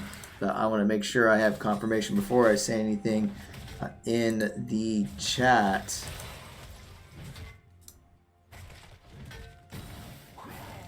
But yeah, it does look like that Marietta, the Overwatch team did end up losing to Mary Washington 2-3. It was a reverse sweep. It looks like they did not do well on the.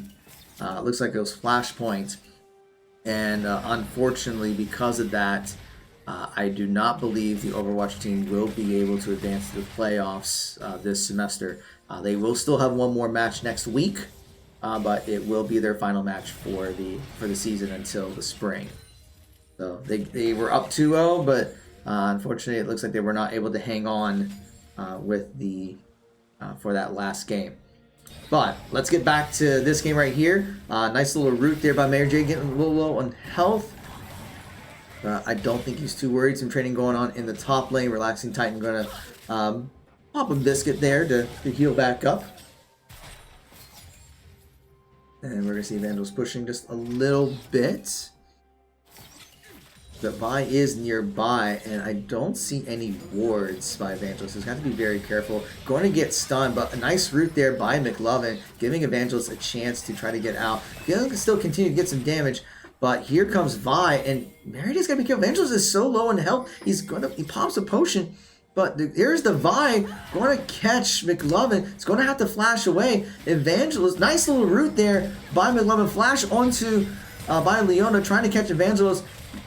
But he's getting super greedy there, gets a little bit of poke, but fortunately does not get picked. Clona looking for the gank onto Victor, drags him in. But a lot of summoners being used. Like, all the summoners in the bot lane were used except for Caitlyn's barrier. So a lot of training there, but no deaths down there, so we do not have that first blood yet. But last time they looked to get some damage onto Ornn.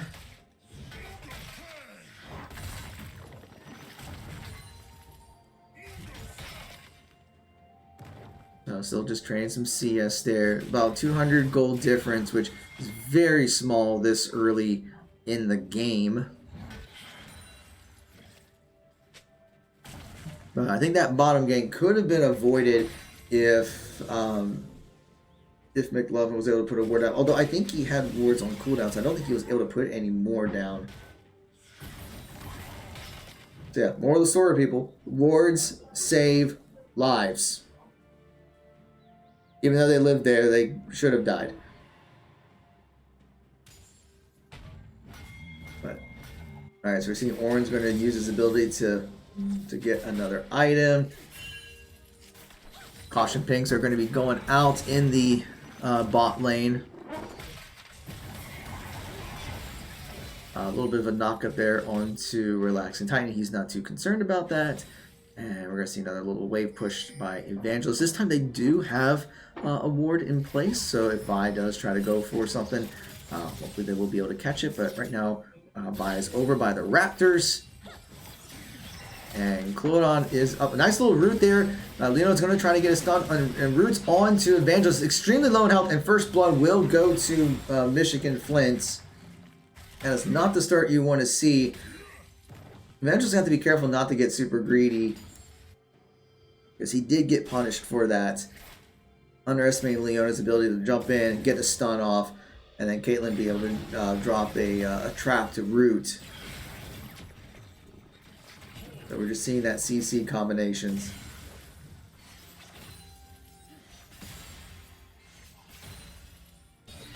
Now we're seeing about a 500 gold difference. But here comes Clona looking for the knockup. Victor's already very low, and Mayor J gets the pick. Uses the ultimate for it, but definitely worth it. Clona gets very low in health, but he's going to survive Victor's ultimate. So a nice little trade back, and actually gives the Pioneers a gold lead with that kill.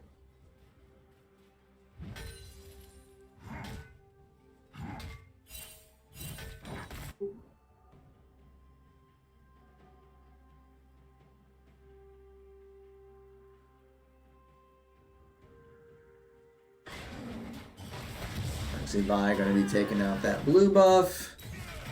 Ornn's putting some pressure onto that top tower. Going to try to charge away. Relaxing Titan tried to anticipate where he's going to go and did not connect with the briefcase.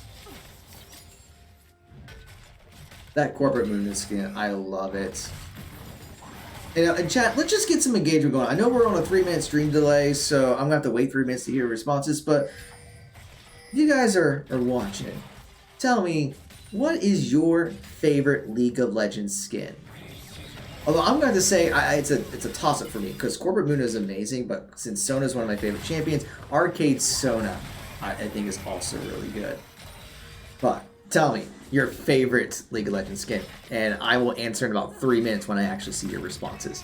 Meanwhile, Marietta actually just claimed the Drake. I didn't even see this while this little back and forth was going on in the top lane, but Marietta was able to secure the Chemcheck Drake, which is great. Still about a 200 gold difference. There's the Void Grubs. Orin is already very low. Had to pop a biscuit to try to get a little health back up. Some trading going on between Victor and Mary J. Looking for some damage there. Getting for the knockup. Relaxing Titan very low, but he knows what he's doing. You gotta trust the man. He lives dangerously. Press another briefcase. Does not connect. Everyone's getting a little dancing. And Clone going to try to get the jump onto the Vi, who's going for those Void Grubs, or is there to try to support, but unfortunately, Relaxing Titan is going to have to back out. He does not have enough health, so Flint will get the Void Grubs.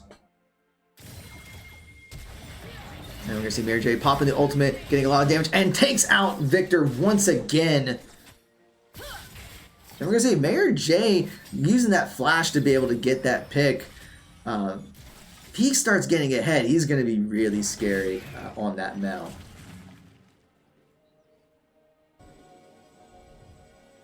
There we see McLoving. Going to put some wards down, clear other wards. And there's the ultimate by Leona looking for the play. And there's the feathers flying. Gonna look for the stun. Get onto Leona and just getting some more damage out. Getting it to about half health, but at least enough to stay alive in that fight. Now we're going to see Orange be teleporting into that top lane while Mary J putting some pressure onto the tower. Just trying to get some more tower playing as much as possible. And we're going to see Lena trying to get some engagement in, putting some damage on her. Gets the root. But got to respect that Caitlyn range. Evangel's having to pop something to get some health back up. So some more trading going on in the top lane. Get a little knock up onto Mundo, but he's just going to walk away. Mary J going to pop teleport to get back into mid tower. Get some more damage. Forcing the flash on by Victor there. Relaxing Titan looking to get some damage out. And for a second there, I thought he was going to pop his ultimate. Here comes the Orin ultimate. There's the ultimate by Black Knight, but he is going to fall even with the ultimate to try to heal back up. So maybe just got a little greedy in the health. There's another ultimate by Leona trying to get things out. And there's the laser, but here comes Vi looking for the engage. And there is the kill by Vi. Going to take some turret damage and actually gets killed by the turret. So the credit will go to Evangels. But here comes Cloden looking to get onto the Leona. Going to get pulled in. Flashes away, but gets rooted. Cloden going to try to bounce Leona to death. Does he get her? Does not, unfortunately. So I think that was just a 1-for-1 in the bot lane with all that said and done.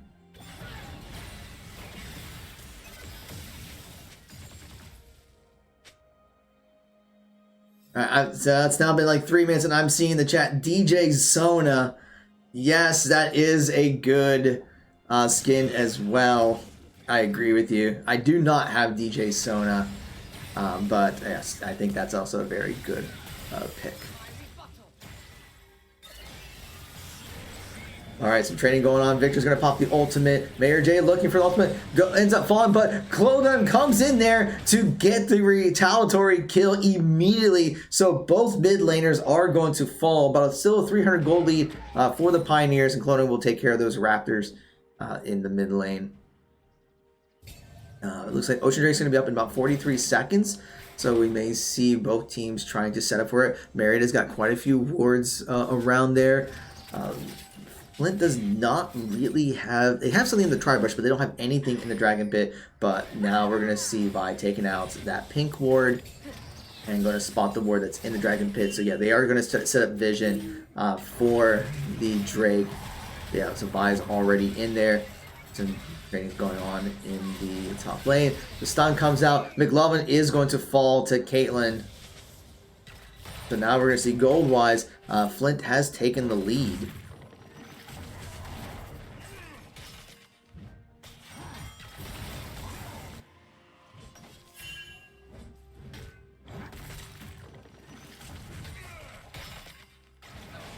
And we're going to see Flint starting at the Drake. And I don't think Marietta is going to be able to respond. Evangelist may look at this, but he's going to get spotted out with the ward. So Ocean Drake is going to go. And we're going to see some damage coming out by Mayor J, but no ultimate. Evangelist is just going to have to get out of there.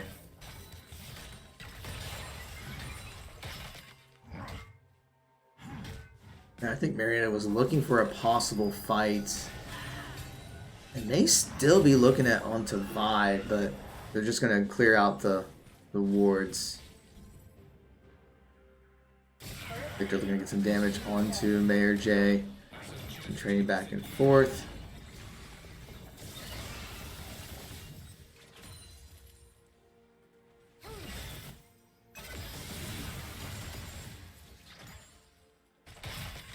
And some more trading going on in the top lane. Both are pretty low. They're just kind of in their own island doing everything. But that's your typical top lane, right? You just kind of punch each other for a while until your team needs you. So we see Ward Pings coming out. And there's the stun onto Mayor J. He's going to get picked. Cloden looking to get a pick to help out, but not going to get it. So now we're going to see the lead slightly expanding for Michigan-Flint.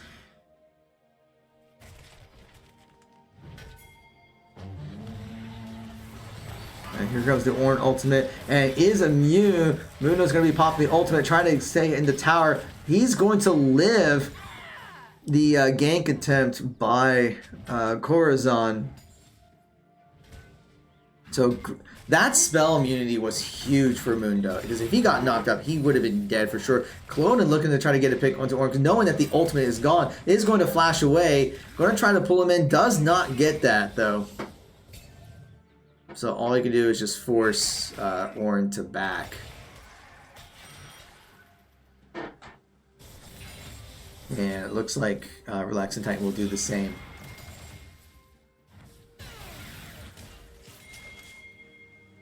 Angelus is getting chased down.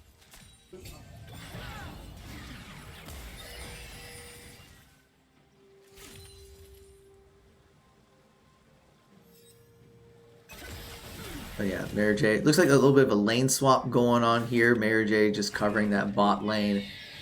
Meanwhile, Clonen, Evangelist, and McLovin do get the Rift Herald while all that was going on. Well, not a whole lot else was going on, to be fair. Just a little trading here. Clonen going to try to get a pick onto Ornn, knowing that the ultimate is still on cooldown and doesn't have flash.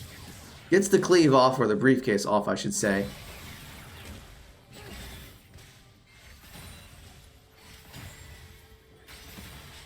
Mary J just continue to try to farm CS.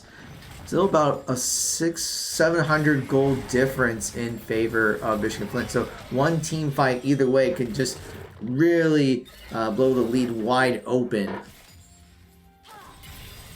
You know, trying to get the ultimate off. Just slows down Mayor J. Going to get rooted, but will get under the tower. Still be fine. We do see that Cloden does have the Rift Herald whenever he decides to use that.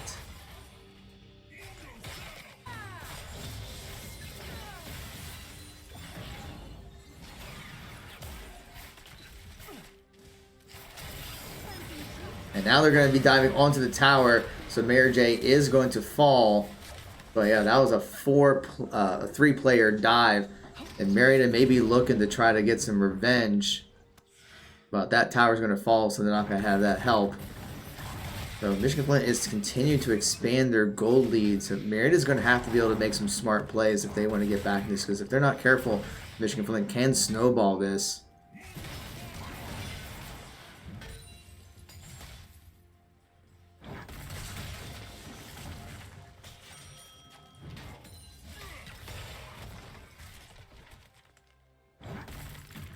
Alright, but we do see Clodon going to try to get the jump onto mid lane. Does get pinged out, but still fighting going on there. Ornn has no mana. Relaxing Titan going to be looking for a possible pick. It's going to pop the ultimate to take the tower hit and does get the shutdown. But Marietta still has a bit of ways to go to catch up. McLone's going to be careful. He's going to get caught by Vi. He's going to flash away and fortunately stays alive, only having to use his flash to get out of that. Meanwhile, Moon is going to be, or Relaxing Titan's going to take care of this tower, should be able to claim it. And that's going to be the first tower for the Pioneers, trying to close that gold lead. Now about a 7 to 800 gold difference. We do see that the next Drake is up. So Marietta is maybe looking for a possible fight down there. Both teleports are down, so it's just going to be a 4v4. So the question is, who is going to blink first?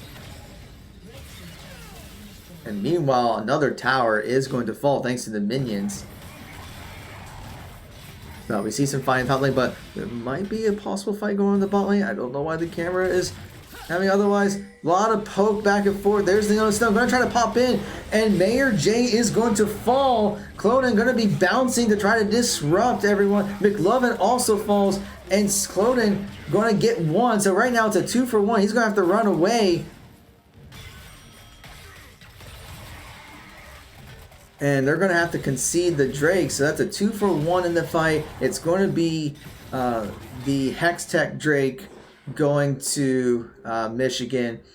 Vangelis is going to try to use this opportunity to get the tower. He should be able to get it, but he's going to have to run real soon. He's about to get pinched. There's the Ornn ultimate. Does get knocked up. Can he use the blast cone to get out? He does, but Ornn's going to be there with him. But here's Mundo to try to help save the day. But they're going to have to keep running.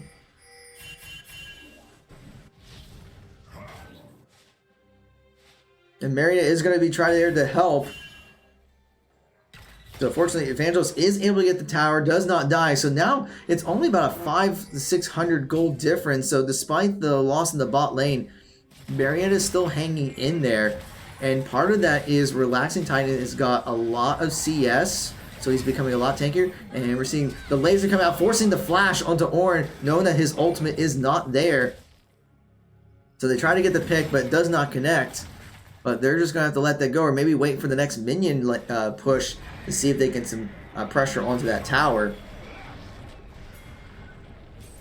Yeah, there is that Shelly coming out, but we're going to see Vi coming for the engage onto Relaxing Titan. Going to fall back. There's the stun. Mundo popping his ultimate. Going to try to get out of there. And he's going to slow down the Ornn and just kind of allow the rest of Michigan to chase him. But they're going to stop that chase, because Marietta is looking to put some pressure onto that bot lane. I think they're going to be rotating down through the jungle. Banjo's going to try to take some Raptors along the way.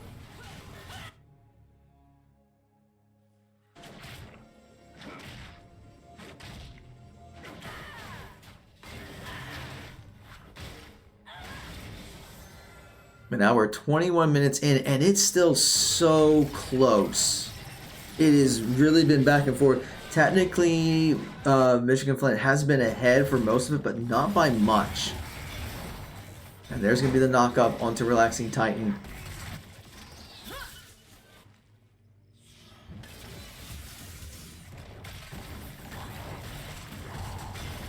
Another knock-up on him. His ultimate's not up, though, so he's going to have to be mindful that his healing is not there just yet. Ping's going out in the bottom river. Michigan-Flint may be looking for a possible pick on the Evangelist, but Evangelist is going to fall away. McLovin is going to back out.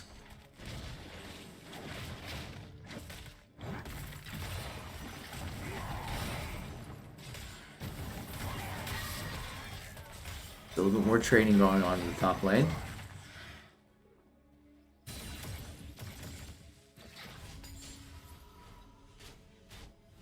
But right now, not a whole lot going on. Hextech Drake's going to be up in about less than 2 minutes. That's probably going to be the next play. So everyone's just kind of getting things cleared as much as possible. A little bit more trading. We're just seeing a lot of trading going on in that lane. Knockup is coming out, but there goes the turret. And technically now Marietta is ahead in gold. Because we're just seeing that farm differential from, like, all of our players are ahead in CS. So that is huge that they're continuing to out-farm Michigan-Flint despite the kill difference. And that's what you gotta do when you're behind. When you are behind in these games, you gotta find ways to get gold back. It might not be getting kills, but if you're able to out-farm, looks like we have a pause. I think there was a disconnect. I'm gonna try to see if I can pull up the chat. Top DC PC shut off. That is unfortunate that the PC shut off. And I think there was a similar crash earlier in the matchup, and I can't remember if it was the same player or not. But I'm not one to critique. We've had some issues with some of our computers for various reasons. Okay, so it looks like they're just using this opportunity to take a quick break. So if a PC shut off, it's going to take a minute to boot back up. So one of our players is taking a very quick bio break during that.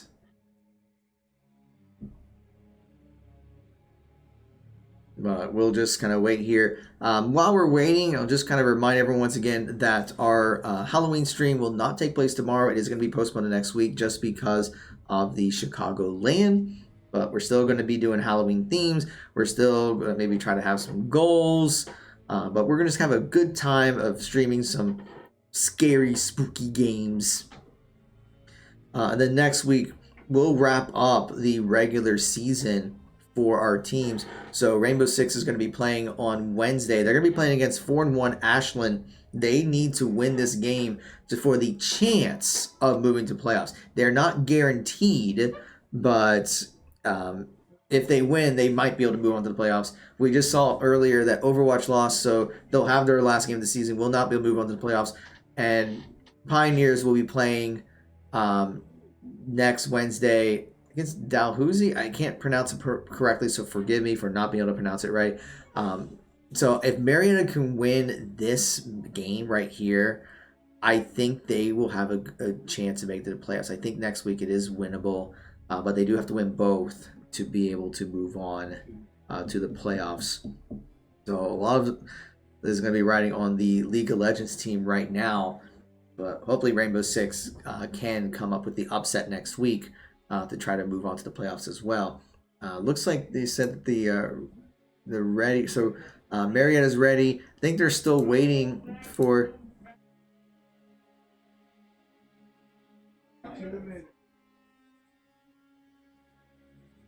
Okay, so it looks like, just briefly from what I'm hearing, the tech pause is taking a little longer than I expected. So I'm going to see what's going on and take a break because it's taken a little while. So don't go away. We'll be back as soon as the tech pause is over, but I need to see what's going on because I've been hearing like 10 minutes, which means this tech pause is going a little farther than I expected. So we'll be right back.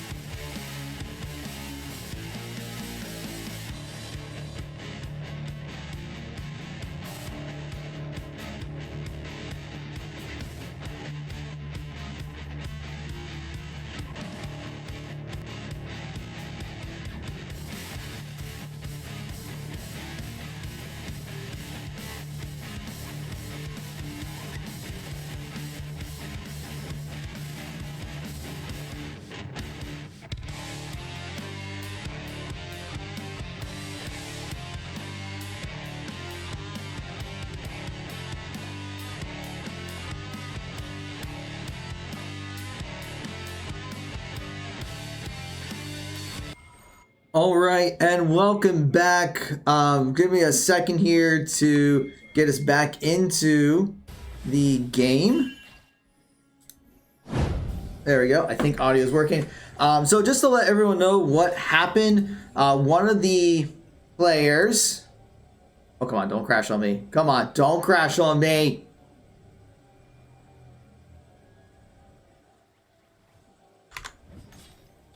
I'm just going to minimize this to be safe.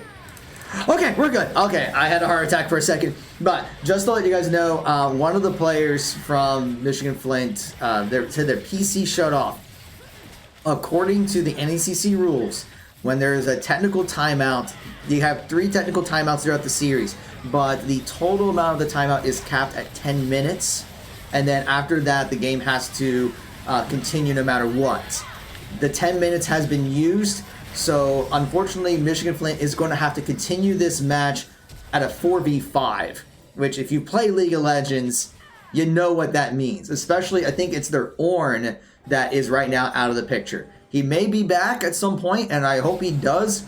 But right now, based on the rules, the match is going to continue, and we're already seeing the Pioneers being able to take advantage of that. Drake, the Hextech Drake, is coming in, and Michigan-Flint is trying to contest it, but Marietta is going to be able to start on it. Pings are coming out. And Marietta is going to start up this Drake. We see Vi trying to come in, hoping to go for a smite steal. Marietta is going to take him out. Clodon did get the smite and does take down Vi. Going to look for the pick. There's the laser coming out onto the Victor, and he's going to get dropped. So that's already 2 kills for Marietta. And they may be looking for Baron Nashor at this point. Meanwhile, Caden's going to be looking to take down that top tower. But yeah, Baron is going to go straight for this Baron. Meanwhile, Relaxing Titan, uncontested, is able to take down the tower.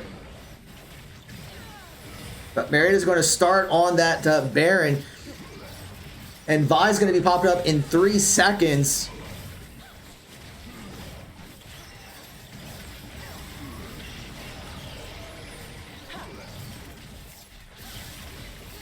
And it's about a quarter of a health. Yeah, there's the work him out. They're going to be looking to try to see if they can steal it from him. But Kelowna is going to be able to take that. So Marietta's got the Baron buff. Going to be popping ults. Mary J is end up going to fall, though. But Caitlyn's going to fall for Michigan-Flint. Meanwhile, Relaxing Titan's going to use that Baron buff to start pushing in the bot lane. Evangelist on a killing spree takes down Caitlyn. Although there is the shutdown by Vi. The Relaxing Titan is going to continue pushing. Looking at that bottom inhibitor tower.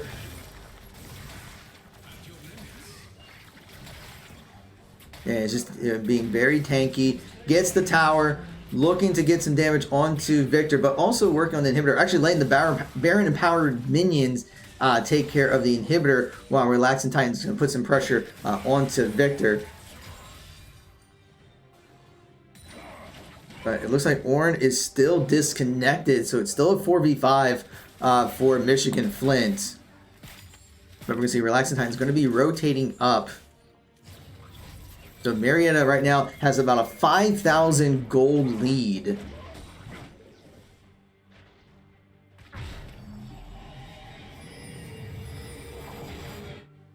We're going to see Kelowna going to be backing out. Michigan-Flint's going to do everything they can. I'm not going to say the game is over by any means, because, I mean, I have seen cases in a 4v5 situation that teams have come back. But in a game like this, where it is critical, where there are playoff implications, it's going to be an uphill battle for Michigan-Flint. But Marietta is going to have to be careful, too, because it's very easy to be overconfident, thinking, okay, you got an extra person, so you can definitely take this. But you still have to play smart and play like you normally would, because otherwise you're going to get careless, you make mistakes, and then you get punished for it. Relaxing Titan looking to put pressure in that top lane now against the Vi. And looking to get the pick onto Leona. Laser coming out. And they're just 4v1, just taking out that Leona. Meanwhile, that tower is going to take some damage as well. Marietta has complete control of Michigan-Flint's jungle. Okay. All right. So, putting some pressure onto the inhibitor in the top lane. Relaxing J. Relaxing J. Why do I keep mixing up Mayor J and Relaxing Titan? I don't know. Okay. I think you guys know what's about to happen in 3 minutes, if you haven't guessed. But we're still going to play this out. Okay, laser coming out. Takes out Victor. Caitlyn trying to do as much as can on Raid Boss Mundo. Not getting a whole lot. The bottom tower, the mid-tier, second tier tower goes down. There goes the inhibitor by Relaxing Titan. Trying to get some damage onto Leona. Marietta right now completely surrounding the base. Going to take some pressure onto that mid-inhibitor tower, and Vangelo's just wailing those feathers onto a tower. How feathers do damage to a tower, you asked, I don't know. You tell me how that happens. Hextech Drake's going to be up in another 33 seconds. Marietta may be looking to grab that. But they are staying in the red side jungle right now. And Leona's there too, maybe looking for a possible pick.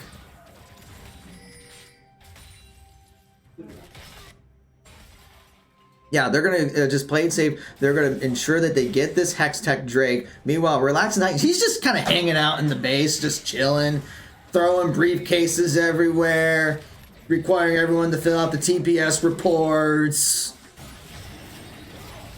But Marietta's going to work on that Drake. Meanwhile, we see Leona and Caitlyn going to get double rooted and lasered into the face.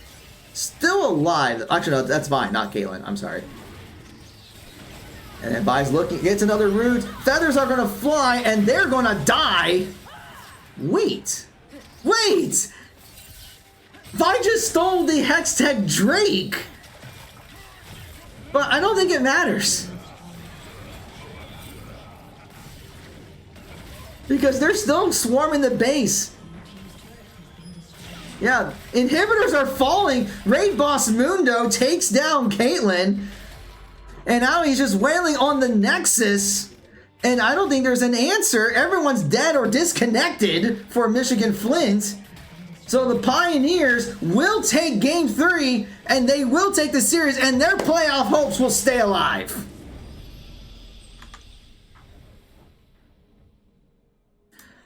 All right, let me get this set up here.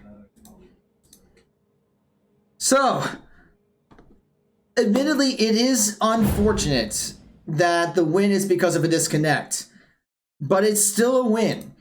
And the Pioneers still have a chance of making it to the playoffs. If they win their match next Thursday, they will move on to the playoffs. So, let's take a quick break. And let's see if we can get a post-game interview.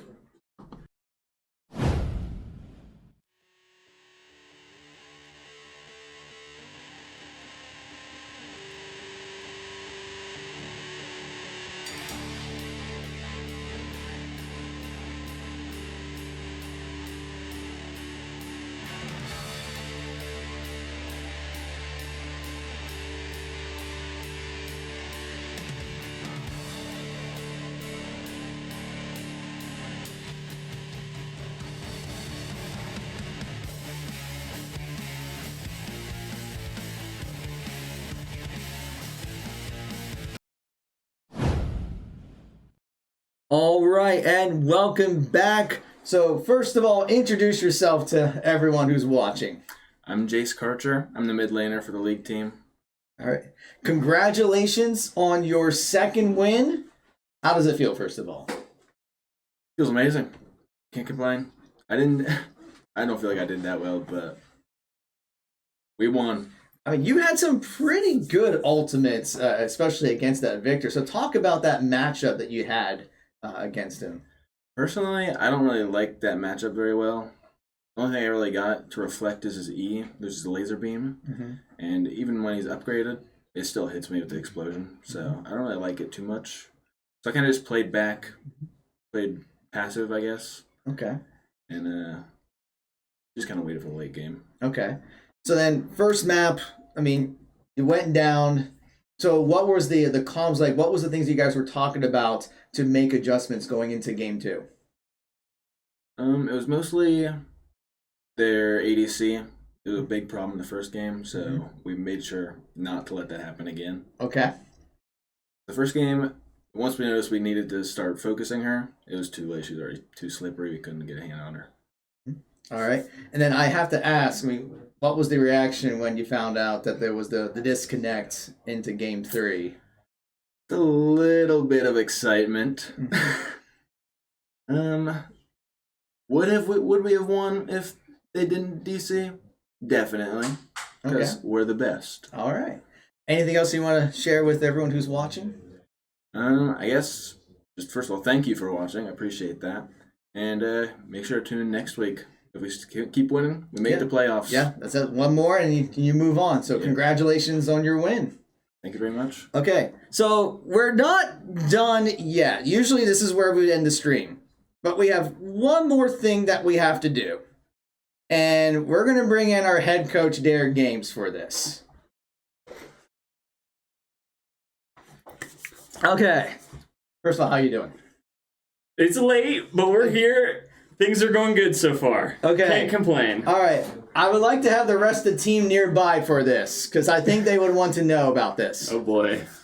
So, I did a little math earlier in the season, and including everything plus the wins that the Siege team had during your LAN, this was your 100th career victory as head coach of the program. Yes, sir! That's what's up, baby! Let's go! About time, right? So, how's it feel?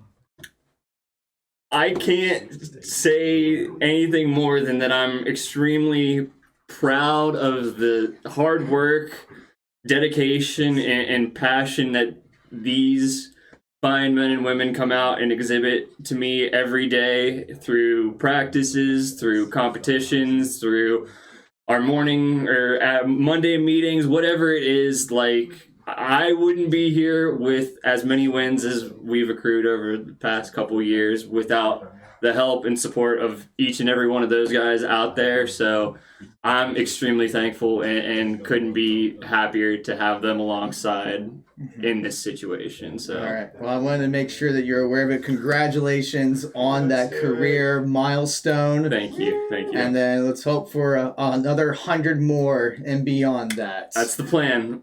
And so it begins now. Right. It begins to Saturday. And there we go. Nice plug for the LAN tournament that we'll be having this Saturday. So that will hopefully be streamed on Unified Live on Saturday. So please be sure to tune in for that to watch both of our League of Legends and Overwatch teams compete. But of course, we still have some work to do next week as well. Correct. All right, so we're going to wrap up things here for that tonight. So thank you all for watching. For all the latest updates with what's going on with Marietta College Esports, please be sure to follow us here on Twitch, X, Facebook, YouTube, Instagram, and TikTok. So thank you for staying for several hours for us. We need to let these guys go to sleep. So have a good night. Have a good one, everybody.